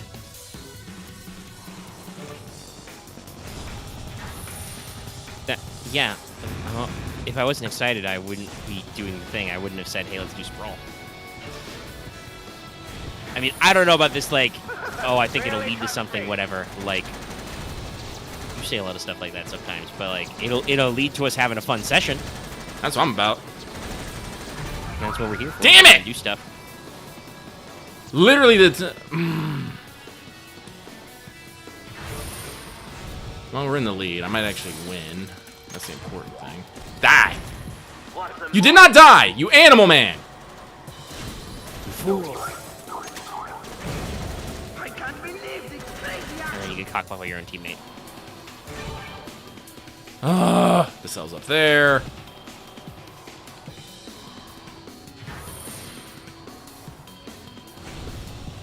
I mean, I think that's just your anxiety or whatever you want to call it, Axe. Eat my flame. The story is indeed the story. What is Zach saying? Sorry, I'm focusing on chasing people here. He's just talking about, like, he's trying to fight the feeling that it's the beginning of the end or whatever, and we're just doing different stuff. And I'm like, I think that's just your anxiety, buddy. Also, shout out to me for knowing it was Axe without actually looking. Well, I feel like I mentioned it by name somewhere in those sentences. You might have. But I might not have. Who knows? Victory! You achieve victory. At what cost? Alright, we win. Hero win Shit. again. I mean, all things come to an end, Axe. Every session is the beginning of the end. That's the way I look at it. Well, yeah, because the session has to end sometime. Yep. And eventually, we'll just play no more. Even if we're in the middle of a story. Games do be like that. I feel like most gaming campaigns tend to, I don't know, campaign fade. Yeah. Oh, I know that Feels feeling. that. So, Like, obviously, I like everybody when would this like is to like have like that. a Stuff dedicated in the bottom conclusion, work. but the This formatting of events in the tabletop waterworks gaming goes is from the sewers below very to the open-ended streets usually, above, and and will sometimes test every it just ounce kind your of skill. game-wise, story-wise, people having time-wise kind of wears thin, and then you move on to something else. go for it! That's how it be.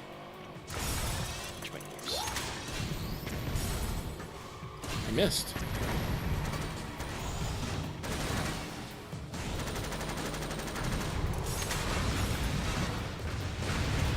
But yeah, so we had some homebrew for Sprawl in addition to world building. We did? Through many Oh, yeah, of yeah, our yeah. random lucky conversations. I am random sometimes. I'm trying to remember what actually fired that up. I think it was something like I was gonna, like... Right, I- yes, because you were talking about just like we were talking about obviously the main plan and like what we can do. And I think I said something stupid, like I'm gonna need some of this, and a fuck ton of drugs or something. And you were like, what kind of drugs? And you were Yeah. like, combat's, social, or an academic. And I was all like, actually, what are drugs? Yeah, and I was like, oh, well, I haven't done our write-up for our medical megacorp yet. I know we've discussed some things off and on, but we haven't done any hard and fast details. So we did do actually some debate and stuff, and working on some functions. It's something that's alluded to in the actual Sprawl rulebook, but not super explicitly on. But is frequently something in cyberpunk type stuff. Shadowrun has drugs, Eclipse has drugs, Cyberpunk 2020 has drugs. Everyone loves drugs. Technically, 2077 has drugs. It's just mostly you just huff stim inhalers to get health juice. I mean, you can take drugs with fucking, what the fucking is that Maelstrom dude that you get the fucking drone from? I don't remember. It's the Maelstrom Asshole you get a drone from. Yeah, you can occasionally do hallucinogens, glitter. And there are a couple of, like, performance boosting rando items, but I feel like they wanted to avoid the, like, the Fallout thing, just, like, constantly huffing chems. But yeah, so we did some research and some brainstorming on that, and I did actually turn that into a variety of actual things you can mechanically take.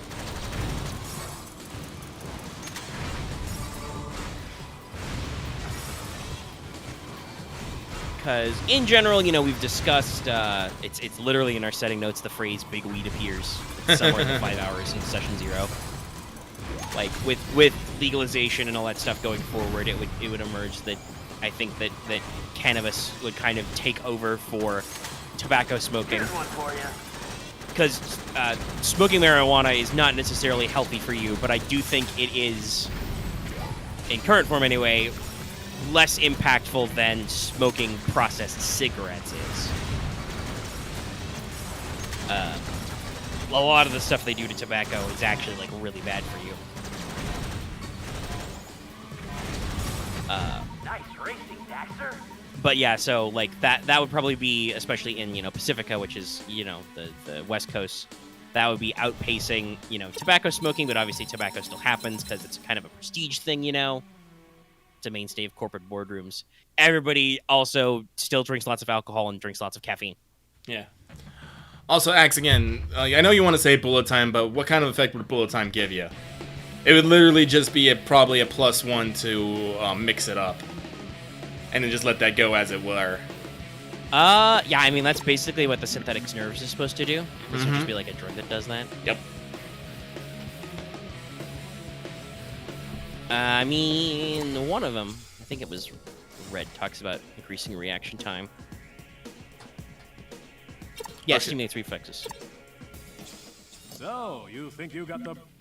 People, I also do believe when you're under intense fight or flight, like adrenaline response, people do usually report things appearing to move in like slow motion and stuff. Below to the Haven streets above, and it will Burn out that brain of yours, yo. Watch my exhaust. But yeah, so we actually like talked about a lot of different stuff, and like, you know, there's the different branches. We've talked about like electronic drugs exist. It is even mentioned in like some of the actual like body of text for the sprawl that, you know, technology involving like the Matrix or SimSense or whatever can like, electronics can be used to directly stimulate parts of your brain. So there are absolutely things you can take, whether that's through like your neural interface bridge or just you look at some weird code or something. You can obviously use synthesizers to, you know, synthetically replicate most of the actual effects of a lot of drugs. There's a lot of stuff going on there. In Pacifica, I figured stuff is usually legal, or if it's regulated, it's the sale that's regulated. Yeah. Like, for consumers, it's more about like treatment and whatnot. Because that's marketable. Sending you to a corpo-run rehab center is money that they make from the government, and maybe from you. So yeah. Depends on if in your care package or not. Yeah. So there's, you know, plenty of stuff out there that we can You feeling this? work with, and I like taking this action where we can like, okay, so, you know, you can have a lot of things that sound positive, but if you put them in the right context of like the corpse, you can still make things kind of sinister, right? Oh yeah. Like, why yes, lots of drugs, you know, drug use is decriminalized and there are rehab centers everywhere. ... They're run by one of the megacorps who makes their money off this system, and I definitely took that to heart when writing Medicus's brief the other night. I still need to read that, actually. Yeah, And your Stone and Sons, actually, too. Yes, that's brand new today. I think Axe and Aaron might have read it over already. I did read the drugs already, but I haven't run through it. Like, I literally reread your entire history thing earlier. I was like, God damn. That's okay. I do that sometimes. I reread it to remember what I've written and get in the mood. Feeling jacked up. But yeah, from Medicus, I kind of took the vibes that like Dallas and some of the other players always had, that they're kind of like really serious business and spooky, and definitely put that in there. Like, on their front, in case you guys don't get my name references, the reference Medicus Imperator is to one of the biggest health employers in the States, and is a major one in California, is called Kaiser Permanente. Yep. They run for-profit hospitals and clinics and stuff. So Medicus Imperator is like a hint on that. They, were a network of a lot of different hospital networks throughout various towns and townships of Pacifica, but they got a lot of their funding for all of this stuff from narco gangs, from drug cartels, because there was a lot of shit going on in South and Central America. The borders got redrew. The borders got militarized in some case. You can thank good old Republic of Texas for that one. Good job, Texas. Because they took over, they seized Juarez, so Let me show you how it's the done. border is now actively militarized again. That made their whole doing their normal business hard, but they had a lot of know-how in people in the pharmaceutical industry and the transport routes and stuff. So they were kind of a shadow funding, which does in fact mean that on the front, Medicus Imperator MI is this very nice, clean, white, sterile company that produces, advanced pharmaceuticals, runs hospitals, produces medical grade cybernetics. And then behind the scenes, if you fuck with them, like I wrote in that, like, obviously they have their trauma team type equivalent, because that's always a really fun thing about a lot of cyberpunk or near future type settings. Like, how far will ambulances of the future go, right? Right. So they have their special medical CATSEVAC team called Code Black. So when Code Black shows up, you know not to fuck with them, because literally the only thing they get paid for is to give a shit about the patient, not anybody else. Shit. But when Medicus needs to do leg breaking, they literally just hire narco terrorists and street gangs. And I wrote some pretty insidious systems. Like they straight up skim drugs off the top and then sell them at street prices on the streets. They sell a lot of their expired pharmaceuticals this way as well. So they're always making money. That's a little terrifying. I like to bake into, like, all of these the aspect of, like, okay, every one of these corps is like a serious large entity. They have a big chunk of some market somewhere. They got a lot of fingers in pies. And a lot of them have, like, active plot hooks going on and active threats they could be doing, right? Like, Suzaku has, Black Ops operations, special ops. They're working on all kinds of cutting-edge cyberware and vehicles and whatnot, and they have their own history with the war, but also, like, they're working on mass-producing non-nuclear WMDs, bottling antimatter, which canonically happened at least once in the setting. Pyongyang was blown up with an antimatter mine. Wham bam, baby. But, Cross Nexus is really expanding into the biotech thing. Also, they have some space stuff.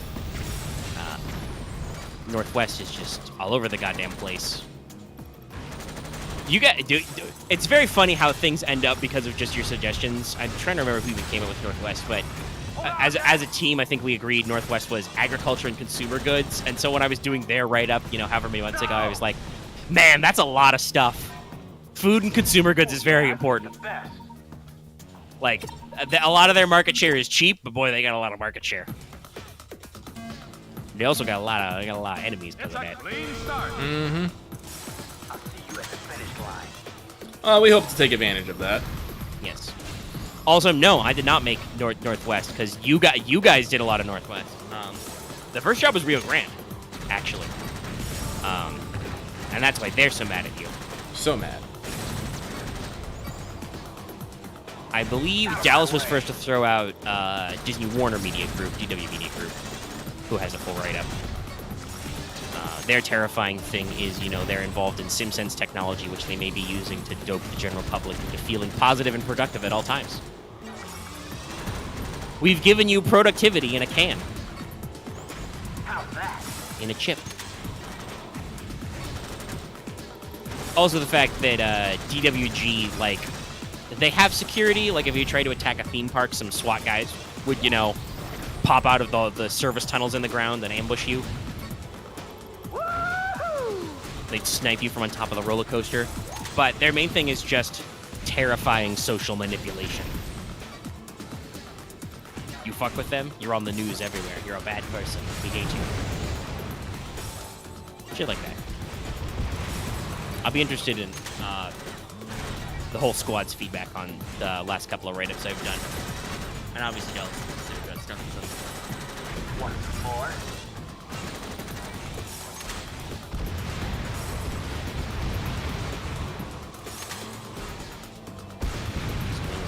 Kill map today, I see. Yeah, sorry if I'm not talking too much, but there's a lot of turns I have to make, and I have to kill a lot of drones to do it. Yes, you got a lot of focus. And as you can tell, sometimes you just don't hit anything. Got another one. Yeah, the aiming is not great. Not perfect. Because it's mostly just whenever the computer decides you're aiming at that guy.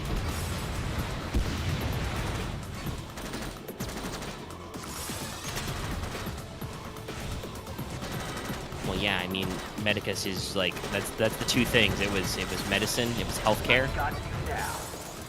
and it was drug cartels. And those went together. I think that was mostly me, just because I needed an 8th Corp to fill things out. Yeah, I Make think the map so. balanced. Yeah, I don't think any one of us went for particularly Latin-y names. Move that pile But of junk. I feel like the squad like latched on to Medicus when I brought him in. Oh, yeah. And obviously you guys did in fact do a job with him last time. That was a Crip's job. You managed to not piss them off. Good for you. Thumbs up. Yay! Give it up. And yeah, the Son of a bitch! Stone and Sons. Just being because I literally pioneer- couldn't hit one more! Fucking A! God, I hate that, especially on the ramps, because when you're on the ramps, guess what? You basically fire straight in front of you, so if you're facing up and they're below you, you literally can't fucking hit them. You asshats. Yeah. Like I said, it's an auto aim. We've got a Not green super light. close tonight. You're too See, slow. this could use a next gen remake because they could definitely do some extra controls and stuff. We got a lot of buttons, y'all. Ooh, sorry. Nice sneeze. Big sneeze. Oh yeah, what I was saying was for Mystique and stuff. I'd always been thinking in my head about like, first of all, I'd have to define what the Matrix is in terms of, you know, the sprawl, and they have a pretty good description of it at the start of the chapter, but then kind of like explain why that happened. But I'd always been in my head, like I think I'd mentioned this before, that I already had a rough outline of what Stone and Sons history was gonna be like, kind of. I'd always kind of had it in my head that that company would be kind of the forefront of the new Matrix protocol. Because obviously with you know, us having the Singularity War, the big World War of the backstory, there was a lot of room for growth and a lot of opportunity for spending during the conflict for stuff, as there usually is, the war economy and all that. Sorry, I just had a brief moment of just thinking about Metal Gear Solid 4. Dripping. My Guns. Monkeys. The Patriot system. Man, I really hope that Konami does just put all of Metal Gear on... Ow! On, their PlayStation Plus.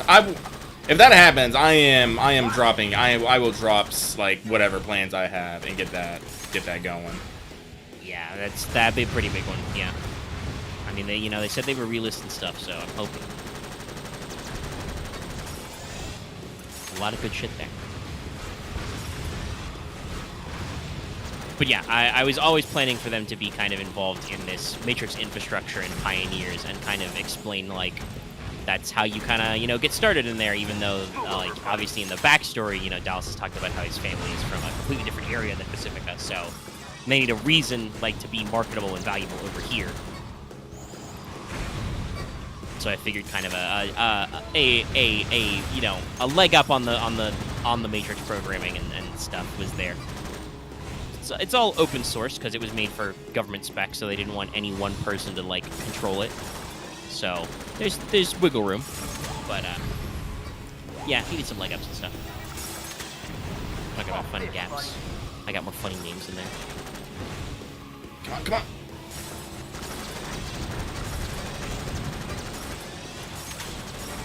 Stream almost couldn't keep up with some of Lucky's maneuvers there for a second. We've seen bump and grind action. That's what I call racing. We talked about a couple other things here. Like, I believe we actually talked a little bit about maybe full body conversions and whatnot. Yeah. We talk about full body prosthesis. Yeah, because I mentioned, I think we'd mentioned it before, but I can't remember exactly what we thought. Oh, I remember what we were talking about. We were talking about cyber limbs, and I was postulating on how a lot of, like, a remade limb was probably... Ow. Wait, which way am I going? I'm going the wrong way. They fucking... Wait. Okay, thank you. Fuck. Okay, thanks, game. I was talking about how, Say goodnight, buddy. cyber limbs might not necessarily need, like, the same sort of systems as a human arm does. Like, Yeah. like in our forearm, we need the radius and the, was it ulna? Yeah. So we can twist it. Forearm bones. So we can twist it, but we wouldn't necessarily need that in a robotic limb. Same with, like, blood vessels and nervous systems. Then we started talking about the sense of touch and the sense that lets your body know where your limb is. I can't remember it off the top of my head. Proprioception. And then we were talking a bit back and Thanks, forth about like what do we need, and then we talked about how the Major literally has the illegal touch mod so she can have better lesbian sex. And I'm all like, hey, if it's good enough for the Major, it's good enough for everyone else, I guess. And then, you know, since we started talking about Ghost in the Shell, I started thinking about, you know, full body full body that's the replacement. question. Yeah. Also, yes, that's canon to the original manga. The Major has above regulation touch sensors, which she uses to engage in lesbian sex on screen, on panel, as it were. And briefly melts Bato's mind because he tries to fucking give her a Cyberbrain phone call. She needs a better Do Not Disturb feature. Skype had this figured out. Go invisible. But yeah, and so there was the question of like, okay, what can we replace? And like, obviously, I mentioned like, because this was something that had come up in world building. There are service androids, right? Like there are human replica robots already, who are in certain industries. So building a completely like human functional replacement body, not out of the question. I think the main thing everybody I believe previously agreed on, I'm okay sticking with, is we cannot replace the brain yet. So even if you're full body prosthetic, you still need your actual gray matter brain meats. Oh, I'm rolling. Oh, okay. Recovered. I'm watching for the roll. I'm looking for it. There's the first one. Tumble. That's not that bad. You only rolled once. What do you got that giant roll cage for? Did I just land on the ground and explode? Hang on. Hang the fuck on. I'm watching the footage. Yes, you did. You landed at an angle. I think technically you landed like butt first, and not on your tires. But yes, you absolutely did do a jump and then land and explode. Yeah. Fucking damn. The crash physics in this game are weird. Yes. Sorry, that's the game.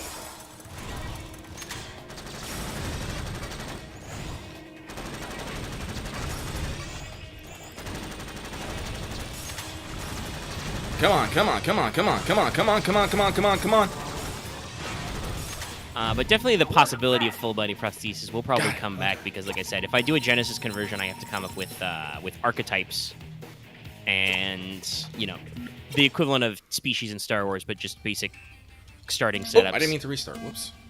And I mean, I could look at it right now because of my machine. But if I remember rightly from Shadow of the Beanstalk, the Android setting, the way they do that, because their Cyberpunk is a little more farther in the... It's not quite a close phase level, but it's still farther in the future.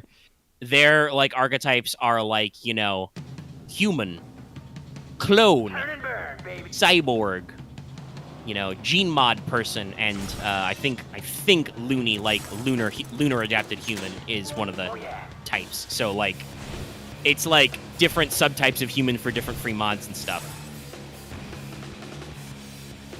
You're asking me questions I don't know the answer to, Axe. That's a future. Airborne! Ow. Almost.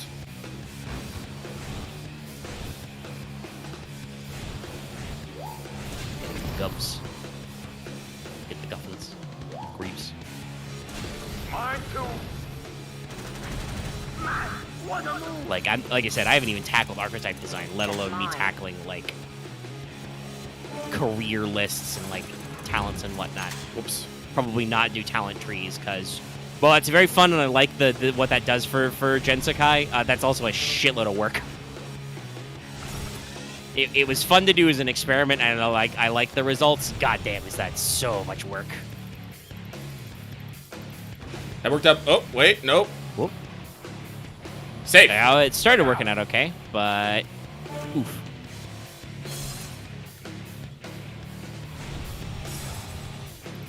You better watch out, or I'm gonna get them all. Well, yeah, I'll probably use the playbook names as basis for careers in some sense with, like, your skill spreads and, like, suggested talents, because I believe that Shadows of the Beanstalk has that, where you don't, like, necessarily get a discount or anything, but it does straight up tell you, like, hey, if you're this career, this specialization, you probably want to look at these talents. These talents are good for you. Oh, I see. It's on a fucking road. I'm waiting to see what Lucky sees. Yes, it's up there on the bridge. Like, I get it? Doesn't matter. You got exploded. Sorry. Wait, you got blown up by a mine? I think you got hit by a missile. I don't know. Something exploded. Explosions everywhere. No, no. Come. Oh, fuck. God. Can I just? Nope. It's so joyous how there's so many walls that give you hard stop, and then just sometimes they're destructible walls. 10 out of 10 game design, everybody.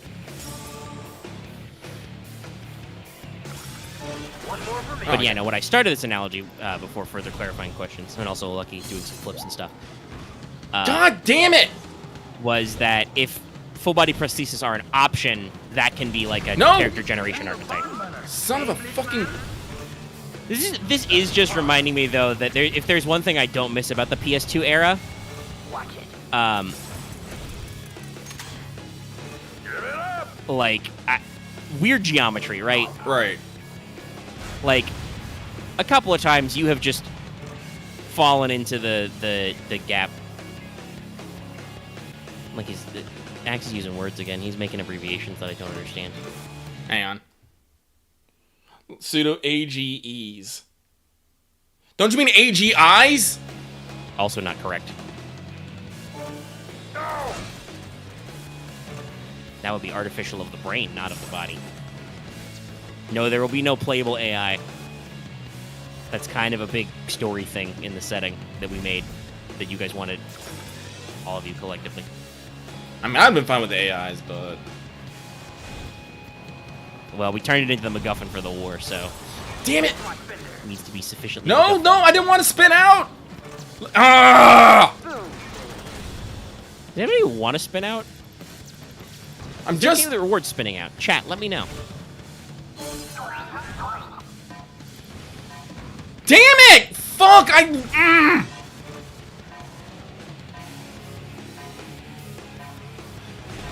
There's literally been 3 times that I have just flown by one on a and like tickled it.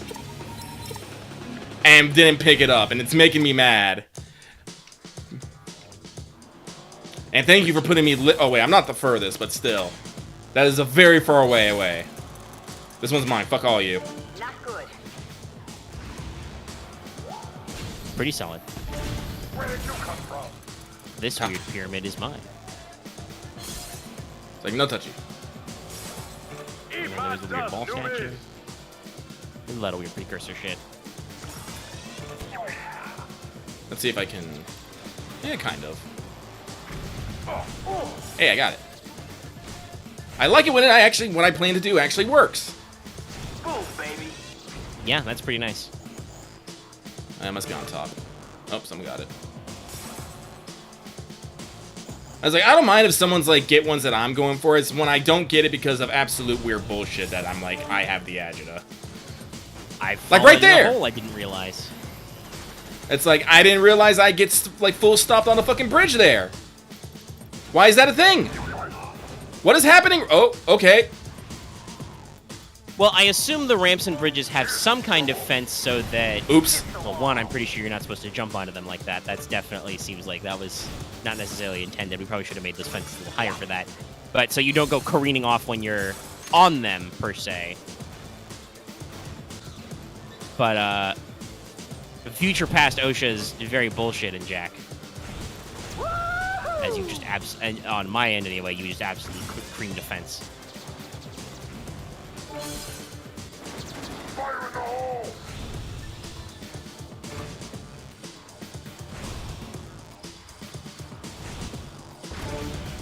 Nice. He's scooching, he's moving. Oh.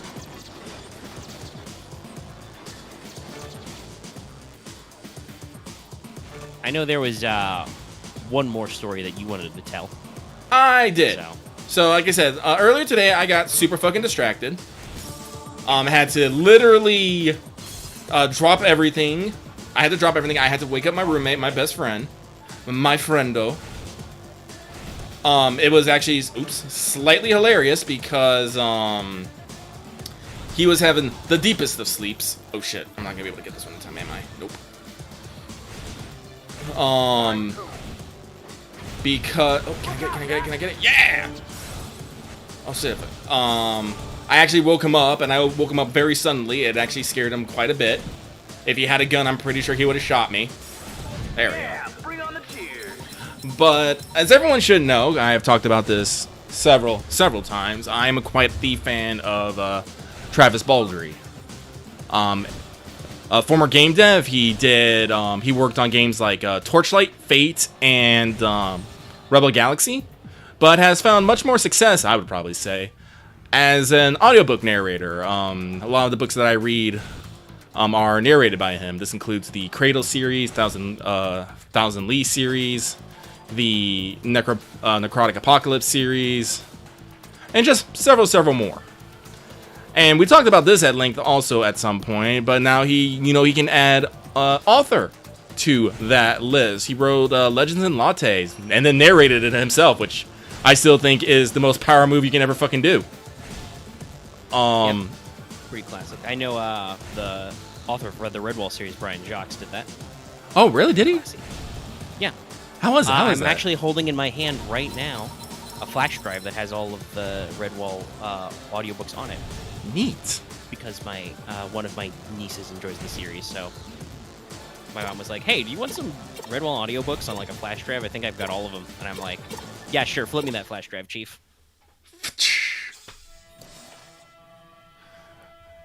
But yes, the Travis Baldree. The Travis Baldree, and apparently, he decided to go like for the next couple of days. He's doing book signings. I did not realize this until about 12:30 when he tweeted about it, that he was doing it at a Barnes & Noble in Tukwila in Washington, like less than an hour away from where I live. And I was all like, excuse me, hold the fucking phone here. So this leads to Lucky kicking down his friend's door, scaring the shit out of him, being like, bro, I need a lift to Tukwila. Can you help me? And he's like, yeah. He just had to, We need to leave. And I furiously tweeted his tweet, just be like, stay right fucking there. And spent the next hour like riding shotgun as we went up there. And there he was. And I have to say, he's a fucking swell dude. He's pretty fucking cool. And he's swell and he's swole. He got some fucking biceps. Holy shit. But he was really nice to talk to. Like, he was actually curious to know, like, because I told him that I discovered him through listening to audiobook. And he was like, oh shit, which ones? And I only got to list a few of them. And it was more like a magical thing because I wanted to stay there talking to him. But funnily enough, like, I was in a Barnes & Nobles and all the Barnes & Nobles employees wanted to get their signatures. And I didn't want to be that fucking douche that, takes up all the fucking author's time talking. Yeah, you don't want to hog the table. You don't want to hog the table. And so, I bought him a physical copy. He signed it. Like, I'm super excited about that. And then when I left, I decided to send him a thank you on Twitter. And he'd be like, oh, like, it was like super cool meeting you. Thanks for showing up. I hope you do your next signing. I wanted to talk a whole bunch more, but you know, time waits for no one. And he messaged me back. He's like, oh no, that's fine. We can talk here if we want. I'm just like, oh. And I was like, I totally want to pick this man's brain about like how he does narration, like how he does all his accents, how he like does his delivery and stuff. And you know, just like other like writing tips. I'm like, oh man, I'm like so excited. I'm not messaging him now because like I said, he's in Seattle. He's away from his family.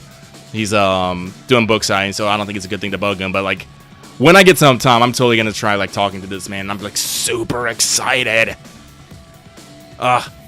I'm a little bummed though because at his table, he had stickers and mugs, and his system was he had a D20 there. You roll your D20. If you got like I think it was a 17 to 20 or 18 to 20, you get a mug, but otherwise you get stickers. I only got stickers.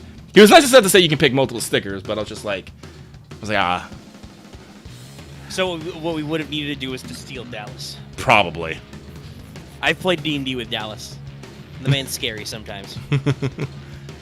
And then, yeah, no, it's like, I was just so giddy and nervous the entire time. Yeah, I know you were.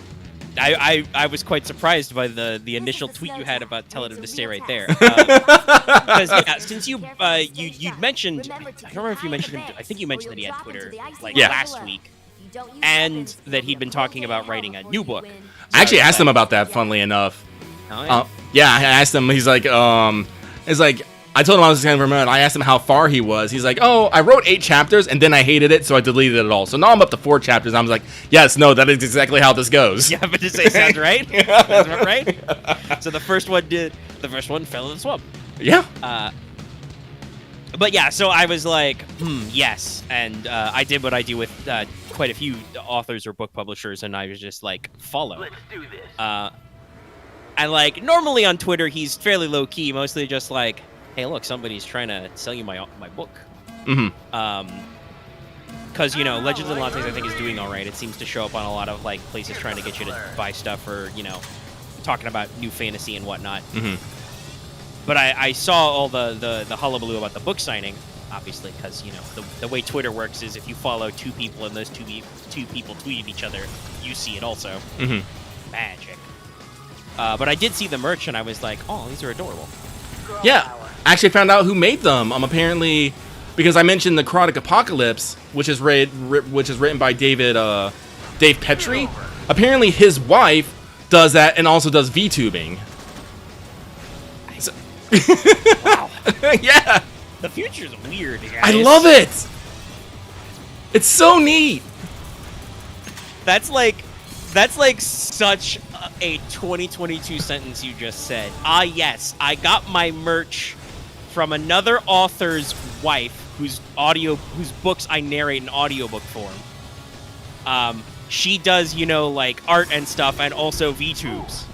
What? Hello? Welcome to 2022, y'all. Oh yeah, that had to hurt. Another one bites the dust. But yeah, so again, I'm gonna try and like pick this man brain and maybe, you know, like, you know, be one of those lovely close fans. Because like I said, because I only I've put comments on some of his tweets before.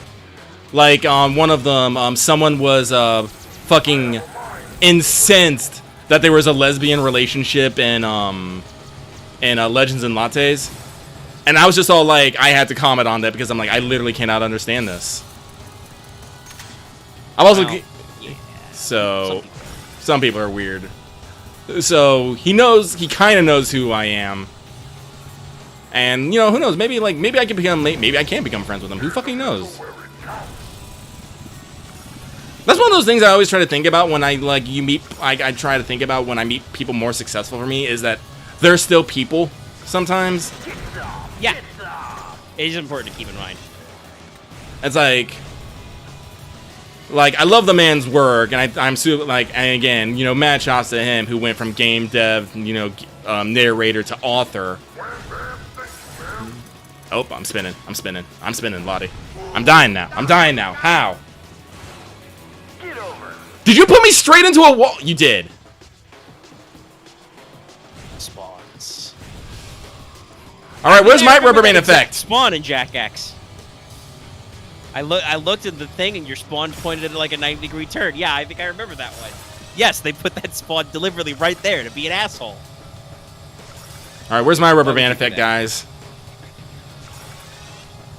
What's that? Doesn't exist? Well, fuck you two. Oh, I saw that fake ass Rubber turn you band is did. in your brain. It's in your hands. Come on, It's man. in the adaptive triggers on the PS5 DualSense 5 controller. Who's third? That's me. I'm coming for you. And I remember the grenade mortars being pretty good. And we need to boot Uh-oh. up Jack X just so I can remember the power-ups and do like a fucking nostalgia. Shit, Jack shit, X shit, power shit. up 90, to 90, 90. Ricochet into freedom. No. You hate to see it. Fuck you. I don't remember if there's like backblast in this, but I like that it looked like that guy you pulled in front of in the turn and then activating turbo. You just absolutely ruined his or her day. I hope I did. Electric smoke, flaming oil slick. It's all coming back. Damn it, you got the health. He literally got the health. Fucking. He shouldn't have survived that. He shouldn't have. The robot. Ah! And yes, Claymore is a VTuber on the sly. And I said, yeah, like. I think I also talked about at length about how some of the music acts are entirely virtual. Yes. Nobody knows if they're real or not. Because real-time tools are so advanced. And honestly, that's supposedly what the Matrix is about, like real-time VR UI. Yes, I made up that abbreviation. I don't think anybody's actually used the phrase VR UI before, but it perfectly describes what the fuck is happening. Ooh, excuse me. Damn it, I need the red eco. Oh, I'm going in to drink. Goodbye, world. Ow! Goodbye, cruel world. Hey, I got missiles. Eat shit. At least the Daxter. You see, that's what I fucking hate. That right there. I hit them once, and all of a sudden they gain health for literally no fucking reason. They activate their fucking green eco. They activate their fucking dark eco thing, even though they literally have been killing nobody. Again, it's fucking bullshit. I got missiles again! What I was gonna say is, thank God Daxter doesn't sass you every time you explode in this game. Yeah.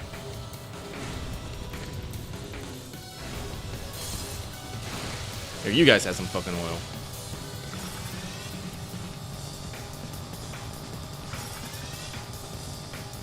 Whoops. That was my fault. Well, the Matrix has increased the bandwidth for better real-time live communication, so... Oh. Like, instead of... Honestly, like, with the Stone and Sons, I did actually do a little bit of world building on, you know, what the Sprawl calls the Matrix. I was trying to think, why would you go to full, like, VR UI type shit? Well, it's because if you're doing it correctly, it makes a lot of computer functions, like, a lot more seamless. Like, instead of, like, sending an email, entering the address, all that whatnot, you just, you know, pull out your virtual letter and hand it to the other person that said, hey, message for you. Oh, did I get both of them with that one? Fuck yeah. Fuck you guys. I'm the leader now. For the Peacekeeper to move. Uh-oh. Oh, safe. I'm the first place now. Yes, yes I am. But so, I suspect a lot of meetings are meant to take place in the Matrix, because, like, you can sit at your computer, but also still have a... Uh-oh. I mean, well, no, we don't have hard light, because hard light is fake. Like, that's very soft sci-fi. We have holograms and haptic feedback, which we've always had. But hard light is way too sci-fi for Cyberpunk. That doesn't exist.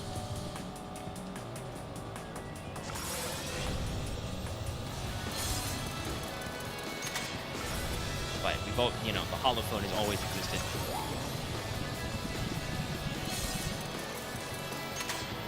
I'm not sure how they got they did that, but okay. Brakes! Boost! Oh, here comes the lightning bolt. I'm Goodbye, world.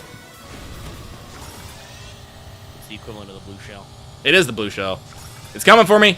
Oh, Lord, it's coming for me. I don't actually know if I can stop it. I'm gonna guess you probably can't stop a Peacemaker in this. Like, I know in later Mario Karts there are specific, it might have been earlier ones, I don't remember, but there are specific items that can be used to dodge even a blue shell. You just have to have the specific one out of like 9 million items you can pick up. But I don't remember Brakes! if there's anything to dodge for the Peacemaker and Jack X. Bitch! Is there like a shield power up? There is. It's one of the red ones, though. That might stop it. But I rarely actually get it just playing it normally. Having one ready for it just in case the fucking,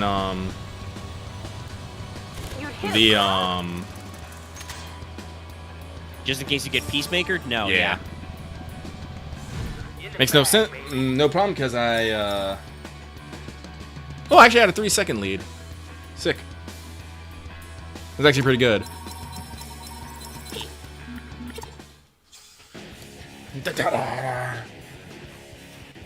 Alrighty. Now I got... Let's see here.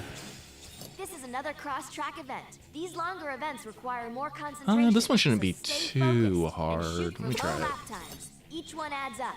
And if you can concentrate on the long haul, you'll be in a good position on the final lap. This race is a marathon, not a sprint.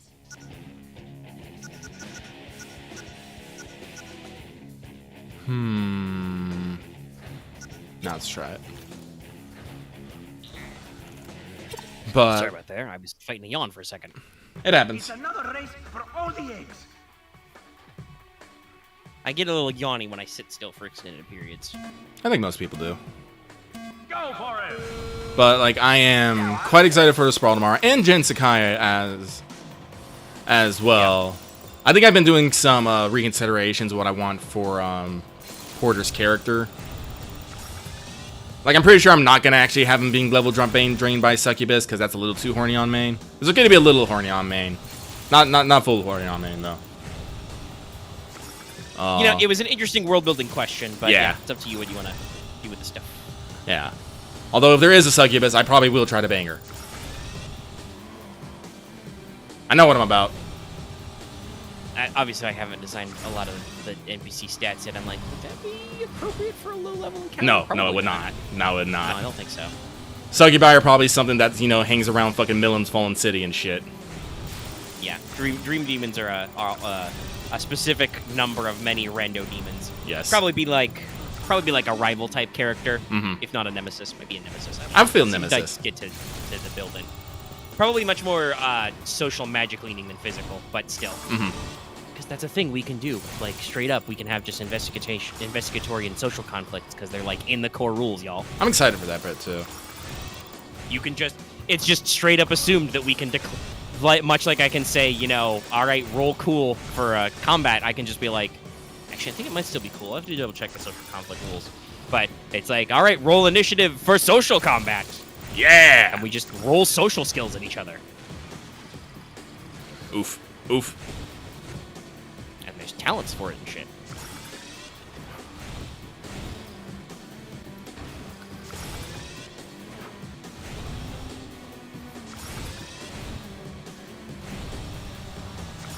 I should have wrote that But yeah, fucking... like I said, I've got my rough outline of like where you're gonna go, 3 quests to pick from. Shit! That'll probably be like several sessions of chess games. Yeah, I'm excited. I'll have to debate how fast and loose I want to play with EXP rules, because I want to test advancement, but also I don't want to make everybody grossly overpowered. I'll work it out. I think one of the things you can actually do is actually bring down the gained XP down to 0, not just guarantee 5 every time. If we literally did nothing, just be like, no, you guys did fucking nothing. Yeah, I know I like to reward everybody in the good old 5er segments. I will say, I think Genesis did the thing that a lot of games have done these days, where they're like, you should get like 1 XP for every hour you do. Or something like that.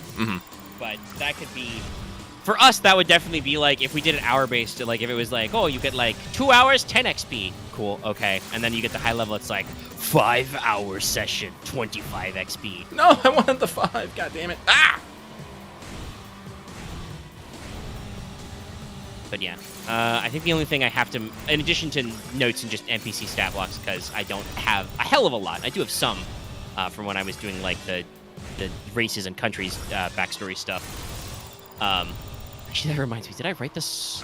I don't think I wrote the. I did the names, so I don't think I actually wrote the stat blocks for the pork section. I should do that. You haven't? I don't remember if I did. Like, I know I've got the sample NPC names. I don't remember if I actually did the stat blocks. It's been a long time. Let me pull up my notes. Oh, you should. If I didn't, I do need to just, for the sake of completeness, go ahead and pull that out there. Maybe that can get me in the vibes of using the adversary creation rules again.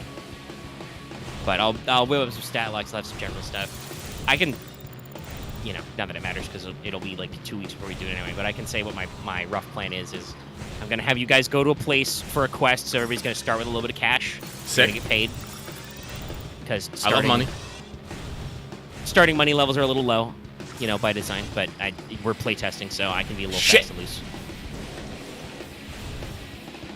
Oh, that also reminds me, I forgot I need to go through my document and redo all the fucking headers and stuff, because Google Docs changed how they do the auto outline. I can't just bold a piece of text and have it be automatically on the outline anymore. How rude. I can hit this one. I can hit this one. It happened again! I hit a bump and it sent me flying fucking past it, you little shit! What?! Riporino. Apparently I can't go backwards. You just explode. No, you can't go backwards. You cannot retreat. Uh-oh. I mean, I'd have to remind myself how expensive an airship is. I think they're pretty expensive. I want the It tenner! might be doable. Son of a bitch! At least now with the new headings, I can, you know, play around with them a little. We're going all the way to heading 6, y'all. Hella. The hero wins again.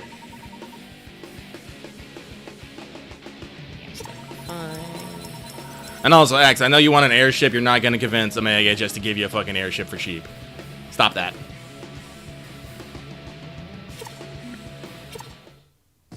And I will say, there's nothing to test about travel. Travel Yeah. is travel. That's why you have a map. Like, technically, there's something to be said for testing the mounts, because I wrote most of those stat blocks, so there may be balance there. But the airship costs what the airship costs, and also you gotta find a guy to sell you an airship. Which, since I'm sending you guys to the frontier of the Middle Lands, you know, basic level 1 town, that may not happen.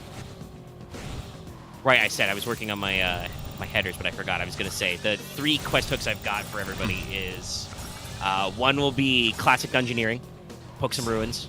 I love poking ruins. There'll be more of a investigative social type one, you know.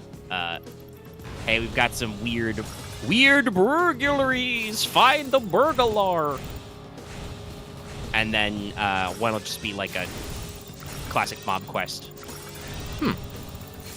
A terrible creature is plaguing these farms. Kill it.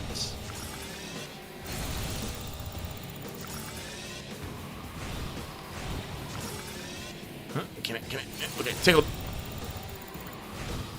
I'm probably down for ruins. What a lot of I've been doing when I do idle thoughts is I come up with story ideas, so Porter can be a little bit of a storyteller, just is like he has many anecdotes about, you know, supposed deeds of the Axe Saint. I think I only have a couple. In case you guys have forgotten about my incredibly bullshit world building tendencies. Yeah.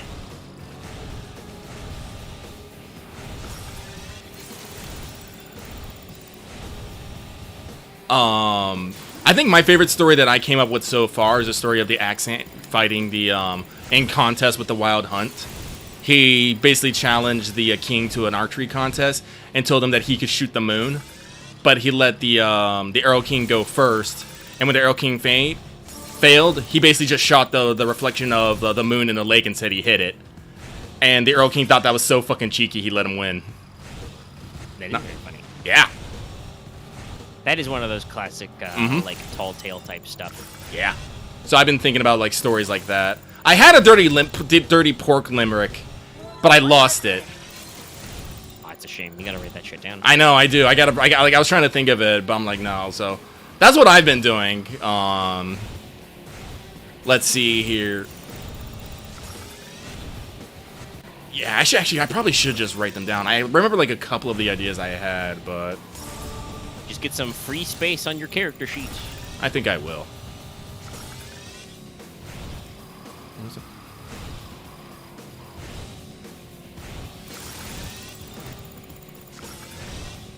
I'm just watching the outline of the document expand. I may have gone slightly apeshit on the headers. But listen, I'm that guy who in PDFs I love the very detailed table of contents stuff, so I do too. hopefully this will allow people to jump where they need to go very well. I have made sure that every table, which I have numbered all of my tables like a lunatic. Not really, actually. That's very common in RPG design. But I've numbered all my tables, and I've made sure each numbered table is a point in the outline. I should probably actually refresh myself with Jin's account. The Sprawl, like, thankfully enough, is simple enough to remember how to play and do. But I should probably actually, like, double-check my character to make sure there isn't any, like, last-minute changes I want to do. Like I said, I did change. Like honestly, because I did look at it, I'm like, I don't know, like, what is, like, Intelligence 1? Like, because, generally speaking, in Genesis systems, 2 is the standard. Yeah, 2 is average. 1 is a little below average, though obviously you can make up for that with, you know, dedicated skill training, because the skill dice system is very good, guys. I do like it. So, yeah, I think that's just, like, intellect of 1, you know, maybe you're a little slow thinking, a little simple speaking, but, you know, probably don't do well on tests, but it's not like you're barred from rolling anything, so. Well, you know me. Yeah. Yeah, you don't give a shit about rolling a single green die. Oh, let's see. I'm almost there. Oh, if I get this token, that should do it. Oh, and if I can get that token too, definitely. Yeah, victory. All right. Wasn't good as my previous time, but whatever. Yeah, we won. Oh, sorry. Let me see what Axe is saying here. Sorry, I'm looking away from chat because I'm, like I said, feverishly updating headers. I'm making it work. I will say this, Axe, like, this is the problem I had with Vaudevillain and Top Hat Express. Don't intentionally try to be dumb. That's weird. Instead of trying to be dumb, just base your character around being a bit more simple or and whatnot.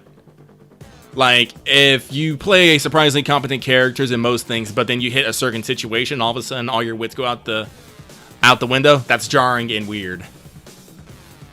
Like, I'm trying to think of a good example with Porter. Like, Porter the Pork Priest. I mean, his name's literally... I know I put a lot of work into him, but I literally just made him up because it was of alliteration. I just ran with it. But Porter's a pork, and he has like wildly different views on things than like other parts of the party. And you know, sometimes he might be a little dumbfounded or struck by what our players do, and it's just gonna be like,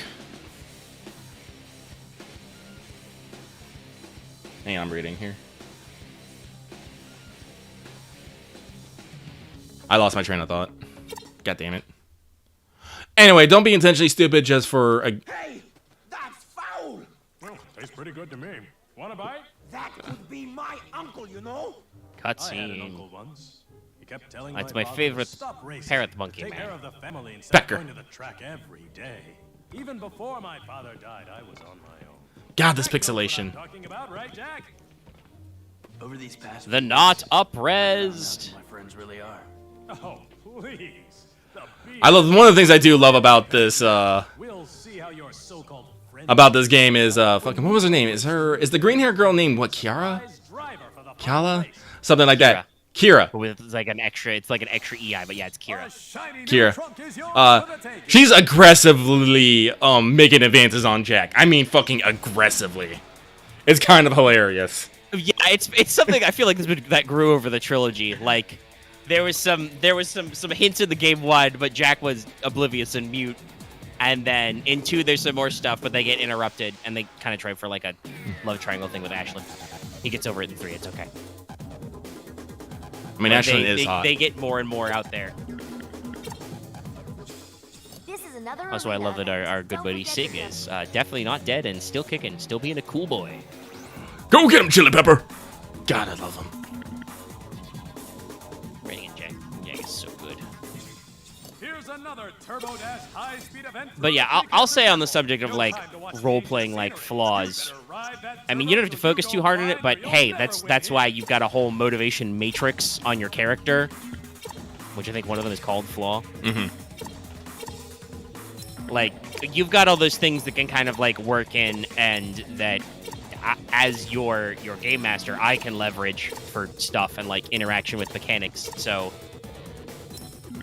you guys don't necessarily have to like play up your personality thing.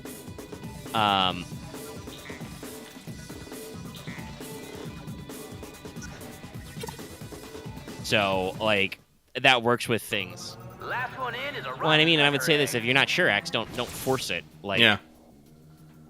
you know what the character is about, so you can pick the moment to play it up. But Uh-oh. if you try to force it into everything, that can be kind of tedious. Shit. You took it! You shit! Oh, you're gone. Goodbye. Look at me. I'm the booster now. God, that's a lot of airtime. Nope, nope. Ow. Oh, I die now. Goodbye. Get some. Oh, hey, I survived. Goodbye. I did not survive that. But that's the thing, like honestly, Axe, I don't think you're gonna have any problem playing someone socially awkward and unable to read social cues. Just saying. No, that is how Axe lives a portion of his life. Yes. There is something about Ray, which you know. Mm-hmm. Damn it! And if you want to play up the like, I mean, I'll tell you, don't play up the ooh woo I'm horny. Don't do that. Don't actually play that up. Like, there's definitely some comedic elements for like, oh hey, you know, there's, you know, Ass kicked. the reverse of the classic, you know, D&D-ism. Are there any girls there? I want to do them. Like, if like in or out of character, you always make sure to ask, like, if you're talking to like a NPC or whatever, like, hey, how hot are they? Like, is my character into this person or not? And I'm like, I don't know. Like, there's definitely, you know, like I said, I love pocket lint and like character depth stuff. So there's definitely room for like asking questions and like making sure that the things your character cares about are in the text without being too awkward. Bump and grind. I mean, Porter loves the ladies. But Porter also, this is something I actually thought a lot about. But also, Porter's fucking pro-slavery, by the way. Like, anytime we go to another town, he might, anytime he goes into time. Well, actually, I forgot. What's the state of slavery in Sphera? I know there's chattels. I know Pork practice slavery, but I forgot about the other races. Most do not. Oh. That is, there are several Scions who are directly not about that. Yes. It is also generally not accepted because it's a tool of the enemy. Mm-hmm. But as we've discussed, you know, the Pork technically engage in the classic raiding and slaving by way of just like, hey, we need more labor, in like a skilled sense. What's that? You're a blacksmith? Sick. I need a blacksmith. I take a blacksmith. Like, it's not really, as discussed, the pork's version of slavery is not really chattel slavery. It's more just the classic, like, unga bunga, you know, what's the right word I'm looking for? Not necessarily the long-term planning, right? The kind of, like, I don't really want to say hedonism, because, like I said, it's for technical labor, too. Like, just the lack of the long-term thinking and foresight to just be like, hey, I need this thing right now. You do this thing. You're coming with me. That's a thing I can use. This is another arena event. Only later might they think about, yes, I understand. People might be upset that I stole their blacksmith, even though I needed a blacksmith. Yes, I understand. But now it's my blacksmith. I'm a thump. Also, yes, I was correct. I did not write the NPC stat blocks for Pork Adversaries. I will have to do that. Yeah, no, like, Porter actually has a bunch of stories about his home clan of how they practice slavery. And how they actually have agreements with neighboring settlements that if they have people who fuck up, they get sent to the Pork for years of indentured servitude. And whatnot. That's actually kind of funny. Yeah. Like, as like a pork penal colony. Yes. Okay, we made it alliterative. Because that is something that's like, obviously, here in the Americas, we have a very specific frame of reference for slavery, and it's very bad.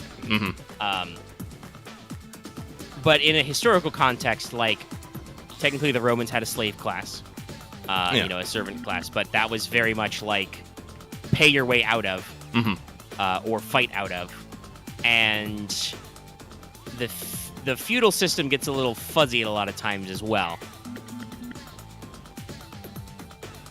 Like, you know, how, hell, honestly, as late as the Russian revolutions, like, the serf caste in Russia was, like, really poorly treated. Yeah, like, the way I'm thinking Porter's clan is they have a few modes of being. They have their peace season where they don't actually do any raiding because everything is plentiful and everyone can get fat and strong. Then they have their raiding season, which is, you know, we might be needing something, so we need to go out and fucking find it. And then they have a war season in which someone has pissed them off, and they're going to literally take everything that's not bolted down and burn the rest. And right. Yeah.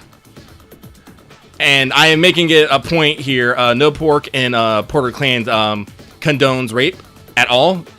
It is... How did I put it? It was but basically the clan's mindset is if you're not fat and strong enough to get a woman on your own, well, guess what? You're not fat and strong. Fuck you. That sucks to be. Yeah. That's good. That means we can avoid the tricky and honestly sometimes mishandled in this genre subject of sexual violence. Yes. That isn't to say that there aren't slaves that use their bodies, but that is a agreement.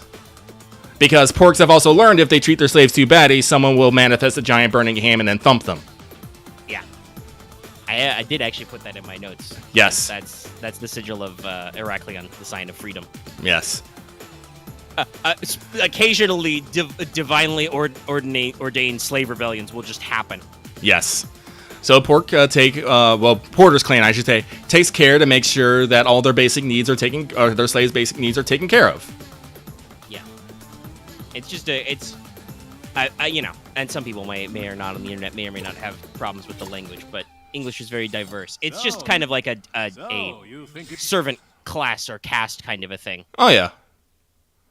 I was actually considering maybe like I don't know, like that's another thing I had to double check about buying slaves and whatnot. Because technically, if you're put into slavery and it wasn't through some sort of, like you put yourself into slavery because of debt or whatnot, you're supposed to be able to buy your way out. Supposed to. And so if there are places that practice slavery like that, Porter would probably look to buy slave contracts and send them back home. You know, and actually have them work off their slave debt, you know, backed up by some fucking Nephilim contracts and whatnot. And stuff. No, there's no magic. Yeah. Well, you gotta make it weird, X. We're just talking normal, perfectly normal, classical, medieval economy. Yes. And so that's something that's part of Porter, because Porter basically has thrown off all of his old world trappings. He did not thrive in the old world. He likes the new world, and he brought up as a pork and grew up with pork values. And while he can understand like the good and bad things about them, he's like, no, I can get behind this. And he ensures to make sure that, that the slaves that are, bought or captured are treated well and whatnot. And, the ones that are bought can get their freedom. And I'm pretty sure the ones that are captured, if there are times at, like, if they're able to, will be let go at some point. For some reason. Who knows? It's like, I'm excited. So I did like a lot of things, like, because that's a lot of things I do about. I just think about stuff. I mean, that's usually how I get world building, is I just ask questions like that. Mm-hmm. Actually, no, you can totally enslave mobs. Yes. It's very easy, actually, because they don't have free will. No. You just have the rules tell them what to do. What do you think happens when you succeed on a survival check to influence an animal? Hey, buddy, this is a It's not like real life. It's just, well, the rules say you listen to me now. No, you can't do mob workforces because mobs aren't... Okay, they're intelligent mobs. If you try to, like, if you're a good person, a good character on the side of the objective good who tries to build, like, a goblin labor force, you're gonna get shivved. Because Here's another turbo dash goblins high-speed are through out the there. precursor temple. There's been a lot of... It's been weird because I've been designing Gensekai over several years. I feel like there is actually some different discourse and, like, obviously with actual isekai stories, because there's a shitload of them, and it is turned out a lot of ones that have percolated. Yeah, some of them do actually have some icky stuff out there. Oh, yeah. Like, some of them definitely go too far for my taste, or just like, all right, we've taken the perfect new world wish fulfillment fantasy too far. I'm spinning! Too I'm spinning! horny. I'm spinning! Barrel Oh, roll! Lord, he's spinning. Air alarm rolls. Tip-to-tip roll. And you just slam into the raised ramp, because of course you do. But, like, because that's one of those things, like, I enjoy touching on darker subject matters and adult themes in my roleplay. Mm-hmm. Like, I really do. Like, I want to... talking about yeah, I like to eating and stuff. yeah, like, I like to embrace, the love, sex, death, and violence of the settings.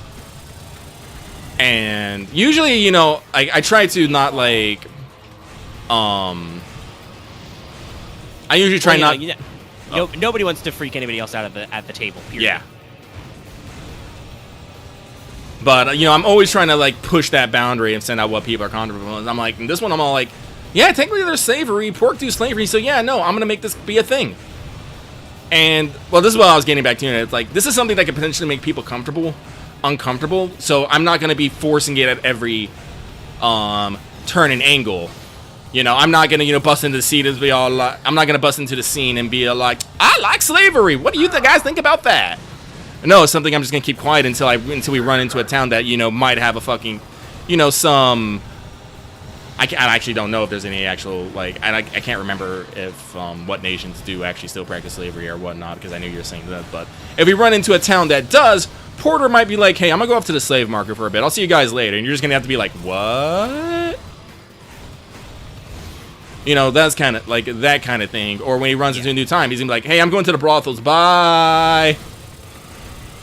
Is there a red light district here? Yes. All right, cool. I know I'm spending my gold on. Bye. Bye. Later, suckers. Laters. And, I'll just let things go from there.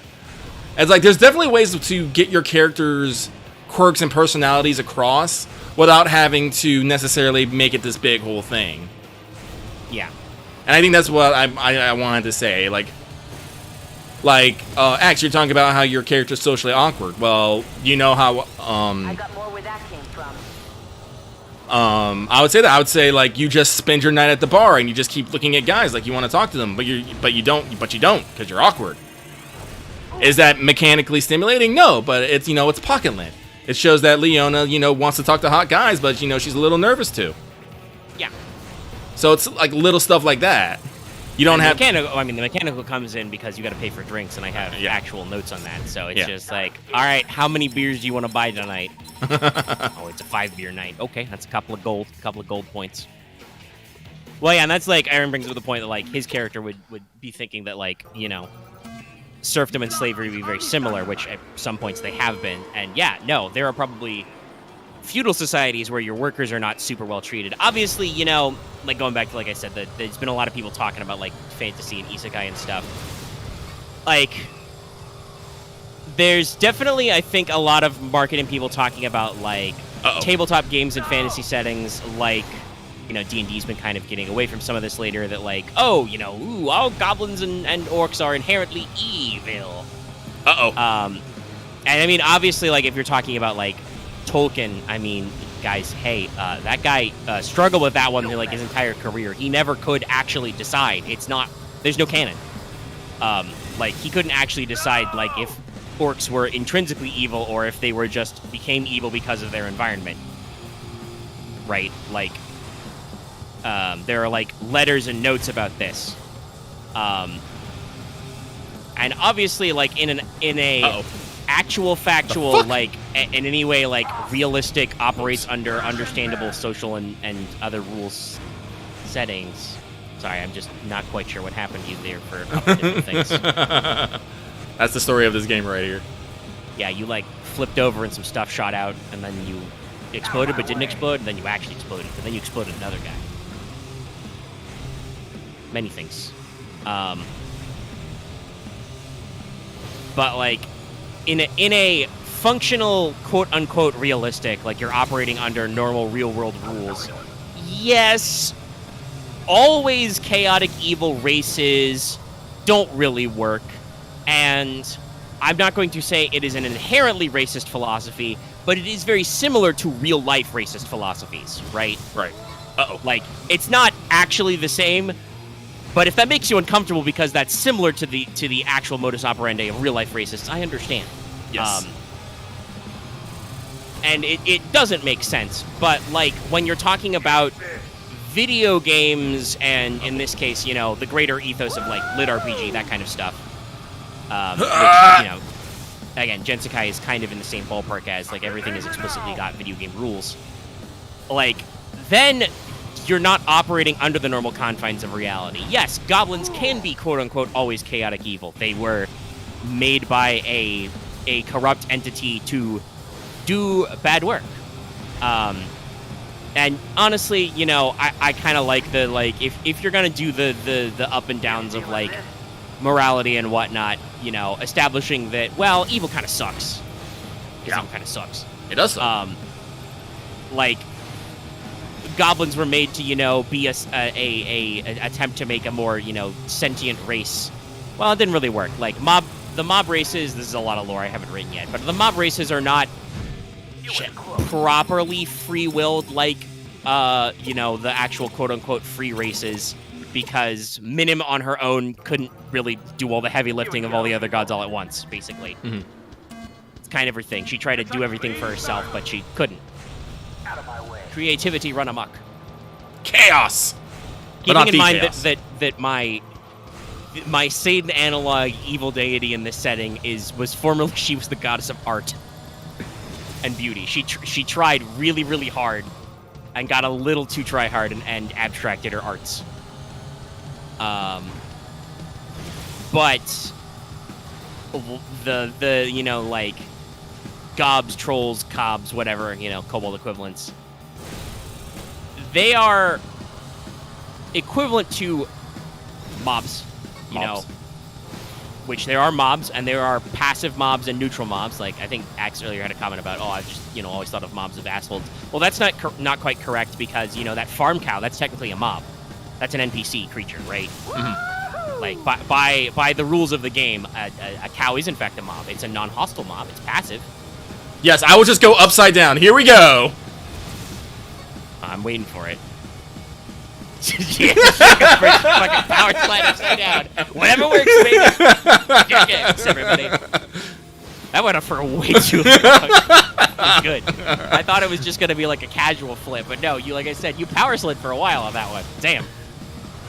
I kept boosting, so that probably had something to do with it, but I was like, nah, I'm committed to this. Committed to the bit. But yeah, so like, in setting, yes, people will probably assume if you run into a goblin, a gob, it's probably you think it's a horrible little gremlin that's going to shank you. Because most of them are horrible little gremlins that are going to shank you. Some of them might be a little older and wiser and might be a little more conniving. And hypothetically, obviously, because there's, you know, rules and influences and the inherent rules of mobs, you might be able to, like... Uh-oh. I don't really... I'm not even sure what the verb is. Like, manipulate, I guess. Like, deprogram a goblin to be functional. But that's a lot like the mechanical equivalent of, like, mass domestication. Yes, you can make, like, a bear or a fox, like, personable in real life, but the process of domestication is, like, crazy hard. So, like, getting a good... Wow, you get all fucking turned around. Bullshit. The process of, like, getting to, like, a good gob, yeah, that would be hard. And so most people probably don't trust goblins because they're little shit gremlins and they're paid by the forces of evil to cause problems for you. Right up the fight. You know, their bosses are literal demons. Not that there aren't plenty of, like... I don't know if plenty is the right word, but, like...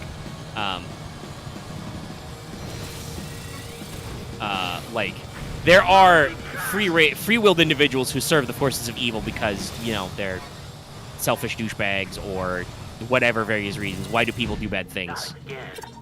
You know. Why do people join death cults? Lots of reasons. Browns. So, like, there's some of that, but also there are still, you know, yeah, there are video game trash mobs to kill because the setting is designed like a video game. And personally, I think it's a little... Shit, I missed. I don't know what's the right word. What's, like, not selfish, but, like, I don't know. It's a little silly. I'll just say it's silly for people to, like, pick apart the lore of, like, yes, this MMO, what's the backstory behind these... Yeah, reductive is probably a good word. Like, you get too in the weeds when you're like, yes, this MMO we play. What's the backstory of these goblin-like creatures you kill en masse from levels 1 to 20? Why are you... Because I was currently seeing no data. Yep, no data. Oh. Next streaming software to start preview. That's not good. There we go. Okay, I reloaded. All right. I don't know if that was just me watching the preview or on your end chat. Okay, yes. Max says we're back, so we were gone for a little bit. Yes. Sorry about that. I don't know what happened. Sometimes OBS is just like that. And sometimes YouTube is just like that. But yes, okay, we're back. But I was saying, like, okay, the level 1 to 20 bit. But yeah, basically it's like, that's part of the game's gameplay curve. And obviously sometimes game mechanics are more representative of simulation of the world or narrative of the world. But for a lot of games that are built around like this kind of mechanical progression curve. I'm just looking for the ois now. Another pile up in the turn. Yeah, that's how cars... What the fuck? Did Shiv, like, backtrack to come blow your ass up? What the hell? I don't know! That was... What do you think? I'm just like, oi! Well, yeah, I mean, I saw you do, like, the endo flip and then, like, dodge a guy and get turned around, and then, like I said, Shiv just fucking flies off screen out of nowhere from, like, behind a solid wall and blows you up, and I was just like, alright, I thought we were going one way, but I'm very confused now. But yeah, like, I'm not gonna pick apart why games with, like, a class and level curve involve you, like, always fighting certain creatures or whatever. Like, that's part of the system mechanics, you know? You need... To gain EXP, you need to have EXP encounters. Yes. And, you know, some games and settings are able to do this more naturally than others. Like, obviously, a lot of your, like, leveling trash in, like, say, Fallout is, like, raiders. Raiders are always chaotic evil. Nobody ever asked why human raiders are always chaotic evil. I mean, it's easy, because they want your shit. Yeah, because humans are assholes. But when all the goblins you run into are just assholes, nobody asks a question. You know, feral ghouls, that kind of stuff. But, like, some other settings, it gets a little weird. But no, like, the mob races exist because we're trying to evoke a fantasy game setting. So, of course, there are guys you can just punch. Because there's, you know, you don't ask these questions of, like, hey, why do we just punch these guys? Hey, buddy, well, an evil demon god made them to, you know, take over the world and shank people. And yeah, they're kind of incompetent and gremlin-y, but they'll still shiv you if you don't, if you aren't careful. So like, be careful. And there's a fuck ton of them. Yeah, like I said, I haven't actually written the mob race lore, but definitely like, there's a lot of aspects of the classic like video game balance. So like, the equivalents of goblins and kobolds, gobs and cobs are pretty shitty. So therefore, there's a lot of them, just because that's how the rules balance out. Even if you like exterminate a gob whole, just sometimes more gobs come back. Somewhere, somehow. Yes, kind of. Mobs do just. That is actually. I think it's discussed a couple places in the actual text. But yes, answering the question, do mobs just spawn? Yes, actually. Yes. This is why adventures and stuff are important. Like if you have like, because it's often keyed to terrain. So if you have a forest terrain, you have a hex or a square or whatever, a forest terrain, whatever you call your basic geographic unit. Get clear. We should call them squares just because that's funnier and I love squares. Grid squares. Yeah, basically. Yeah, well, that's the simplest measurement of unit. We just naturally decided that we would divide our land up by grid squares. Interesting, fascinating. But so if you've got a grid square of forest terrain, usually what you're going to see is like a lot of small animals, small mobs will spawn. Rodents and stuff. Small birds and things to interact with the basic environment and keep the terrain healthy and whatever. But also, basically on like different timers, you'll get stuff like, oh, well, bigger animals will spawn, like deer will start to spawn, because that's part of the natural ecosystem. But where you have deer, you also have things that eat deer. So sometimes in your forest grid square, wolves will just spawn. And if your forest grid square is like right next to a town terrain square where humans are minding their own business, yeah, sometimes wolves just show up and you need to get rid of them. Much like how you hunt deer. And obviously you want to be careful because you can overhunt mobs. You can hunt mobs faster than they spawn, and that means you got to wait until the spawns catch up. Kind of like in real life. Or if you're really bad, you can fuck up the terrain and you can change the square. If you cut down all the trees in a forest terrain square, grid square, you will stop being a forest. You'll become, grassland or wasteland or something, and then you gotta, you have to go out of your way to replant trees. Oh, This is why primal mages are pretty cool, because they can fuck with the terrain directly. Shit! So, yeah, no, like, what exactly causes, like, evil dark mobs to spawn is probably not super well understood. Maybe there are literal spawning pools, or maybe there's, like, dark vents or portals to the underworld, or maybe it's just, like classic RTS type unit spawn shit, like, we've made a shrine to Minim here. Sometimes goblins just pop out of it. That sounds plausible. So, it's the rules. Like, that's the kind of, like, we've talked before about, like, how, say, like, I think that was on Let's Talk yesterday. You said that because we were talking about, like, horror settings, you didn't think that Starcourt was necessarily, like, a really big horror thing. It was more of, like, a mood-setting kind of thriller, right? Yeah. Yeah, I did, a psychological thriller with a lot of, like, weird tension and setting stuff, but while there were still some horror elements, not a lot of it was like, the horror. It was just like, it's so weird, what's the next weird thing gonna be? Shit, it's a weird thing, fuck. I think the scariest thing was, for me personally, is probably the S-Mart fucking Hollow Men. Yeah, I'm kind of sad that you guys ended up dodging a little bit of the Hollow Men encounters. I threw that one right in there when you guys decided to not go through a main mall entrance and shortcut S-Mart. And Dallas, for every time Dallas is right, Dallas is also wrong. So we got to flip that coin. Yep. But yeah, that was a pretty good one because, and technically, when they found what's her name, Wellerman, if you guys will recall from the session, there was an incident where an actual employee, a customer service person approached them and was like, "Hey, is everything okay?" Well, luckily, I think they crit or double crit or something on that roll, so that one went fine. If that had not gone fine, that would have resulted in a Hollow Men spawn. Really? They would, yeah. Oh, wow. Somebody would have realized that something was wrong at the mall, and what happens when things are wrong is things get weird and creepy and self-correcting. Nice win. Interesting. But that's why I reuse those stats for the other S-Mart encounter, because that's in my notes that once all the anchors are, well, all but one anchor are broken and the storm is happening, that's when like things are maximum weird. And you guys were smart to not go into random stores. Things would have kept happening. It's not safe. It's bad.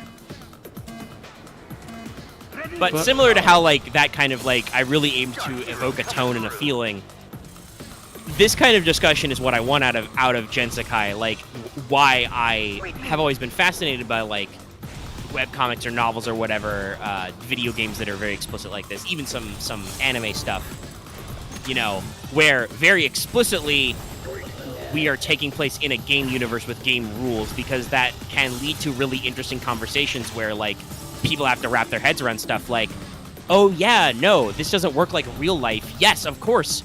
Wolves just spawn in a forest tile. That's just what happens. I have a question. Actually, how do drops work? When we kill something, do they just break down into parts? Do they leave a corpse? I don't actually know if I actually ever asked that. Actually, double check if that's explicit in my notes.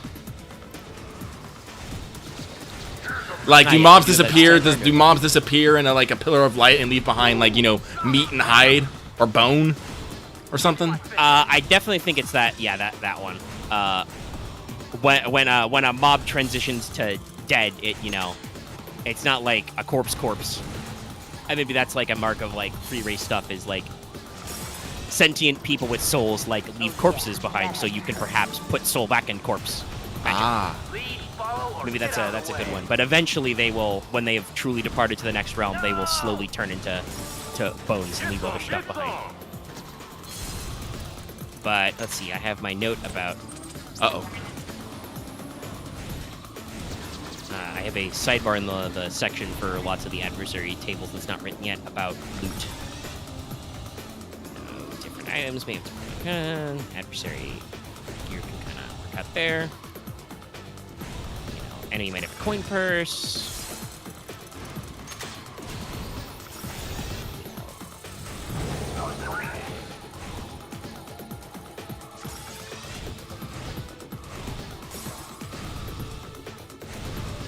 Yeah, so the general vibe is, yes, I think it's like what you said, when you kill a mob, the mob instantly transitions to its dead state. So say you kill a cow, the cow becomes, a pile of bones, leather, meat.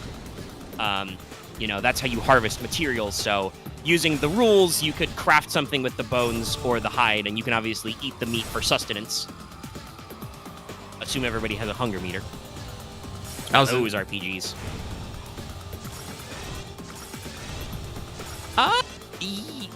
So I have a sidebar on experience. Yeah,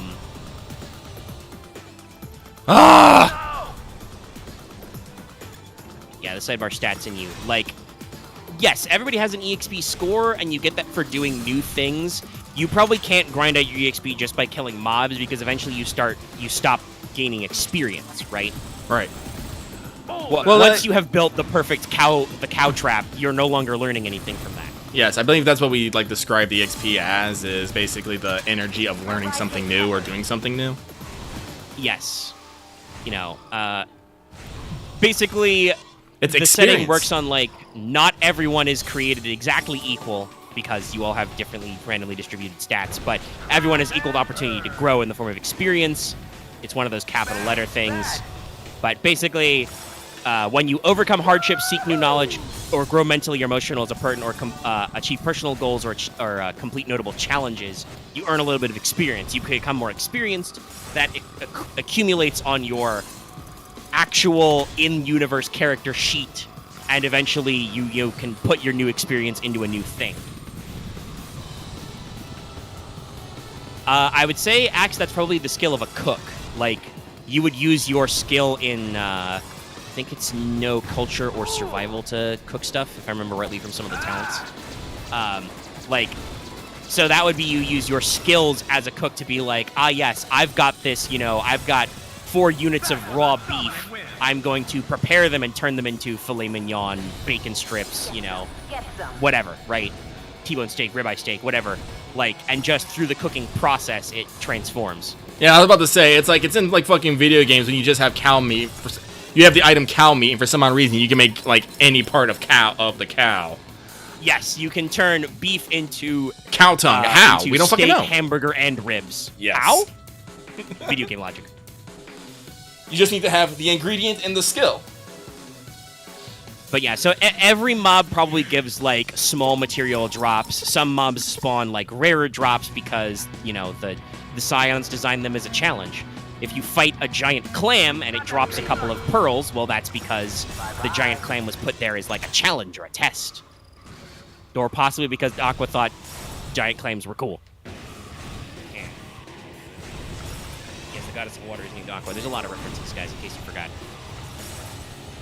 So, like, some of that can probably be, like, cheaply pawned off from, like, you know, just making little amounts of cash. I even, like, in the sidebar, I have rules for, like, if you kill, like, you know, an NPC, you might actually have, like, a coin purse. You can get, like, you know, a D10 worth of GP from them. Shit. Recover. Raw materials are probably handled in a similar way. I'm taking hits. There we go. Just watching Lucky drift and dodge missiles. Where, like, you can say you're going to sell them for a little bit of cash. You can just keep them for narrative stuff, you know, like shit. cooking and things that interact with certain talents or whatnot. Turn them into raw materials for weapons, whatever. Like, I imagine everything is similar. Like, obviously, like, certain items have, you know, transitional states. Like, if you take an axe and cut down a tree, you don't have to then mill it into lumber. It just kind of automatically, like, you chop the tree and then it falls over and it turns into logs, you know. Mm-hmm. And then the tree is a stump, and the tree doesn't necessarily grow back from that state. Maybe if you leave the stump alone and you don't fuck with the tree, the forest tile, the forest grid square, you can, you know, the tree will grow back from the stump, but otherwise it's just a stump. You know, you find a rock full of iron, you hit it with your pickaxe, you get the iron ore, the raw iron ore, and then the rock is gone, kind of stuff. You know, it's, like I said, video game logic. And this is the kind of conversations that we have about this, which is why I find this kind of genre so interesting. Like, getting people in real life with real life analogies, and obviously that's why I think the isekai aspect works, right? Because we're literally doing the fish out of water thing that so many isekai does, so that we have excuses for people to just be like, wait, hold up.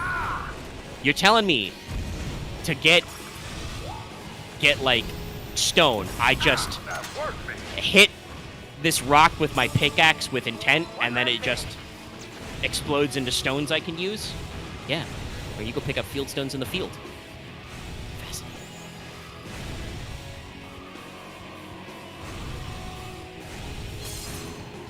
There was definitely a moment when I tried to back up and turn direction that I went the opposite direction before the game went. I saw it just as you said that. Thanks, lag. I do feel like getting turned around in this game is very easy. Mm-hmm. Like, I know it's got a big giant X for when you're actually going the wrong way, but you do a lot of spinning and drifting.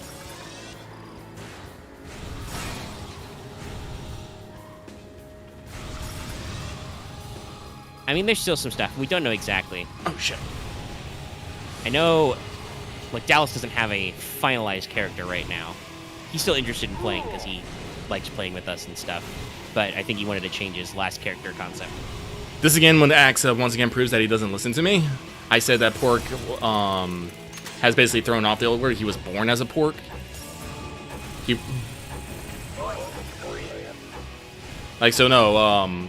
Porter, for all intents and purposes, is a native. Oh shit, my supernova backfired. And somewhat through, like, deliberate choice. Yeah.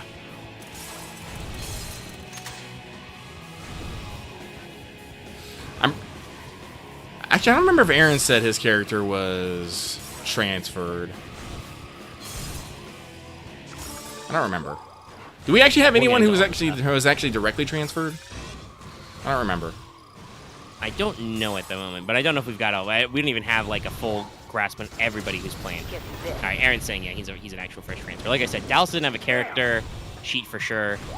Marth may or may not join us. He has a character concept, but I don't know if he's super enthused about the setting. I know Loth did a build a while ago, but I don't know if he wants to rejoin us either. We'll see what happens with people where. No, I think Loth just wants to feel like he's part of the group and not actually do anything. Yeah, sometimes Loth enjoys just sitting back and listening. It's true. The winner leaves everyone in the dust. Oh, I'm doing so horribly at this because I have to make so many fucking 90-degree turns. A lot of turns in this match. And I sometimes just over fucking turn for some reason. Just blow me up. Blow me up. Let me die. Oh, God. I was 30 seconds behind first place. Jesus, I think that's the worst I've ever done. That's pretty bad.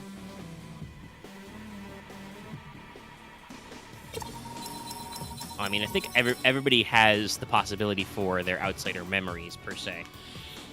And I also feel like, I think Aaron, he shared his character sheet a while ago. I think he has actually some points in, like, knowledge outside.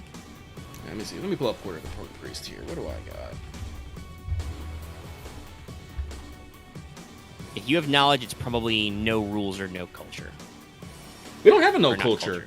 Yeah, not culture. That's the standard version from You have our knowledge skills are dungeoneering, geography, outsider, and rules. yeah, it's geography is the replica there. The culture one is one of the standard ones, but I changed that for stuff. You probably have no rules or no geography. I have both of those, and I have both of those at 2. Nice. I am keeping the idea that Porter is well traveled. He has many stories and many tales. So whenever we have dead air, we're just gonna get a fucking Porter, story on the elevator. Perfect. Classic RPG. It's just like Dragon Age. You walk by a certain point in the map, and Meryl has to tell you about a weird Dalish thing she did, or Isabella tells you about one of her weird pirate sexcapades, and Aveline tells her to shut the fuck up.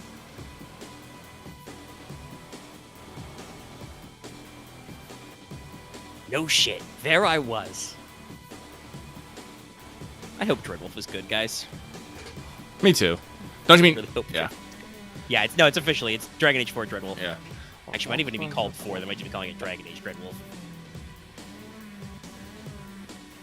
Which, by the way, to utterly derail, I know I feel like we're running a little bit out of steam here, but to utterly derail, I am sometimes shocked by, like, other consensuses on the internet, where I find people who are like, yeah, the Mage Templar conflict is actually very reasonable because, like, on the one hand, Templars are horribly oppressive, but yeah, mages can blow people up with their mind. Excuse me. Wow. Really? Wow. Really? Yeah. I mean, I know that sometimes BioWare has tried really hard to make Templars seem sympathetic, like they're an actual choice, but, like, I have always seen the Mage Templar conflict as inherently black and white, but that's a personal motivation thing. But, like, Hey, I'm all mage I know all the way. mages can shoot fire from their hands, but also they can not shoot fire from their hands.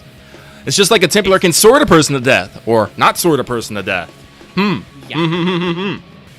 And I know that some people will be like, well, sorting a person to death's not the same as, like, blowing up their barn. It's like, yeah, but mages, you gotta teach a mage to blow up a barn. I'm actually pretty sure that while they can do, like, emotional outbursts of magic, usually those are fairly minor. And yes, of course, they are vulnerable to demons, but that, like, you can solve that with an education campaign. If a weird lava monster or a goop man or a sexy lady talks to you in your dreams, just say no. I mean, I said yes to the sexy lady in the first time, but I also made her my bitch. Well, you can do a lot of fun things in the Fate. Because you're a badass. You're a baller. Sometimes I wish I was a little bit taller.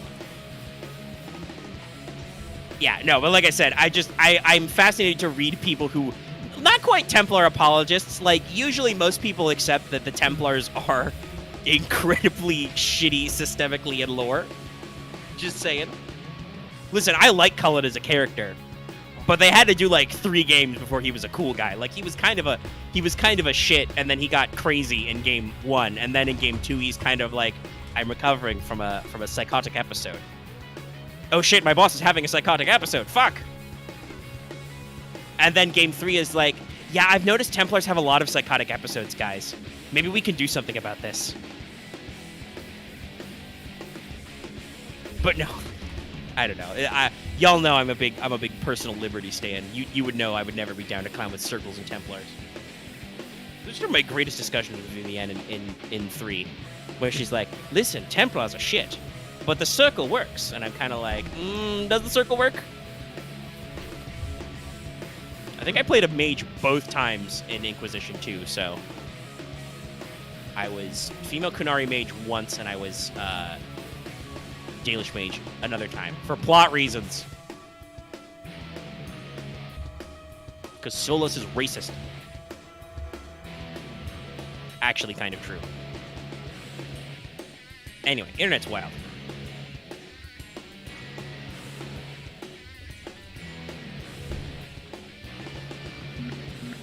I'm really trying to remember that.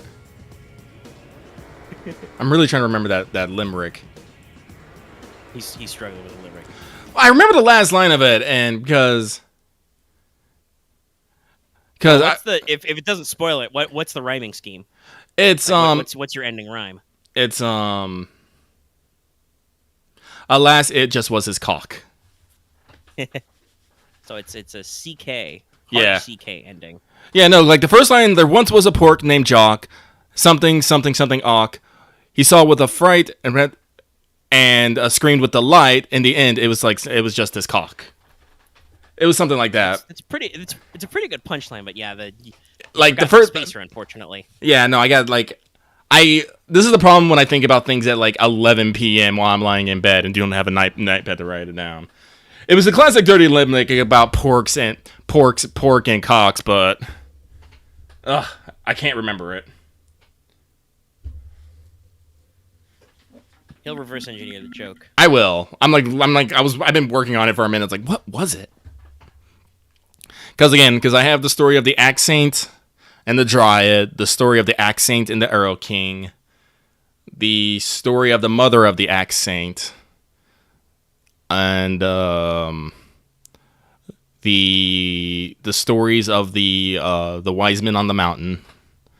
Like, I have several stories of that I can just bust out, but this fucking limerick, I lost it because what stories you can excuse me.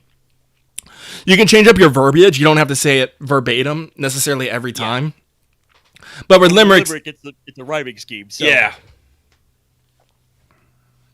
It does not work if you do not recall. Yes. Ugh. We have, however, crossed the 3-hour mark. Oh, I'm ready to call it here. Yeah, I think we can wrap up. We've talked about a few things. We went a little longer than I thought we would.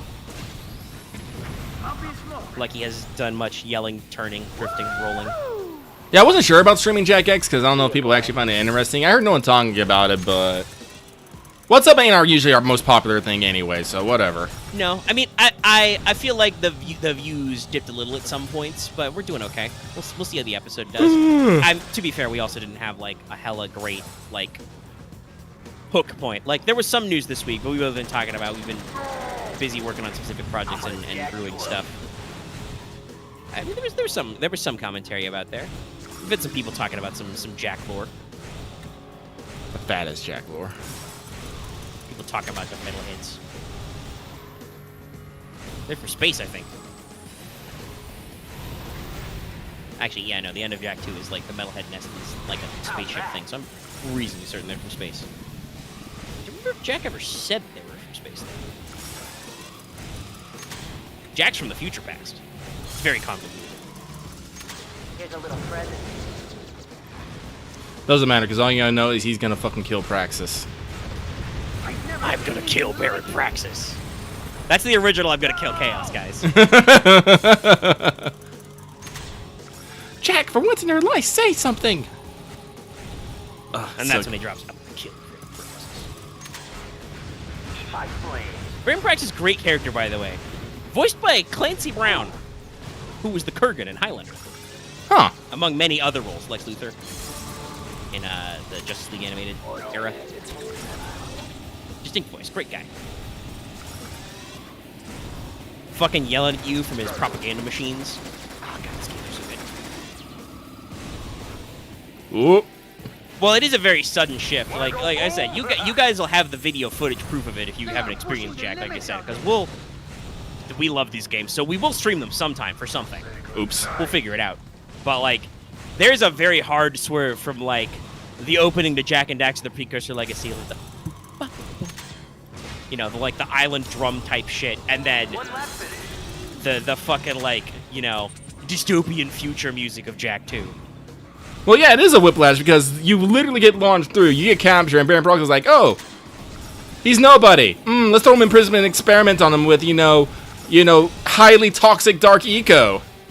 This is 2 years later.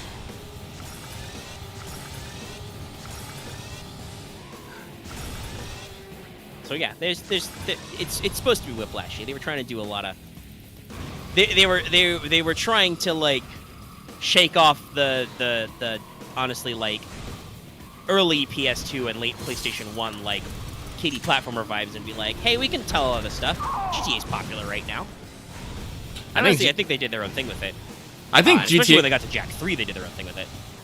Yeah, if I remember, I do believe it was the popularity of GTA which pushed them in that direction, if I remember correctly. Yes, we've done this forensic science before, I think, on the show somewhere, where we actually look at the dates and stuff. And yeah, no, I think Jak 2, it was Jak 2 Renegade in some markets, was definitely influenced by the GTA vibes. And I mean, you can see it if you see them. Literally, you don't own vehicles in that game. You just steal rando people's hovercraft. Sometimes they're parked. There's a fucking, not wanted stars, but there's a system where the police come after you. All that fun stuff. But there's also lots of other stuff. There's the hoverboard. I love the hoverboard. Right. And then Jak 3, I think really finds its kind of own identity because it blends the wasteland Mad Max shit with the GTA urban shit and a little bit more of the weird precursor vibes. Great shit. They're great games. Like I said, we're getting there. All right, I'm not gonna win this race. I already fucking know. Anyway, Lucky's not gonna win the race, so we're not gonna win the show.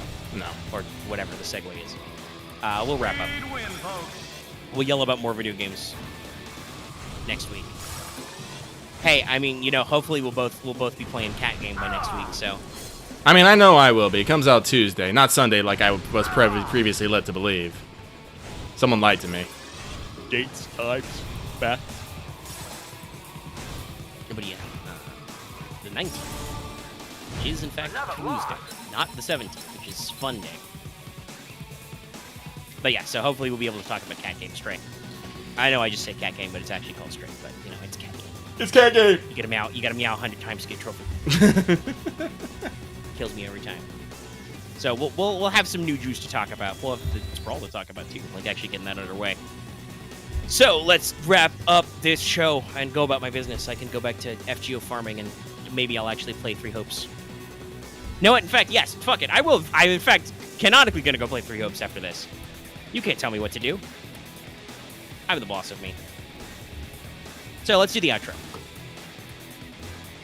It goes a little something like this.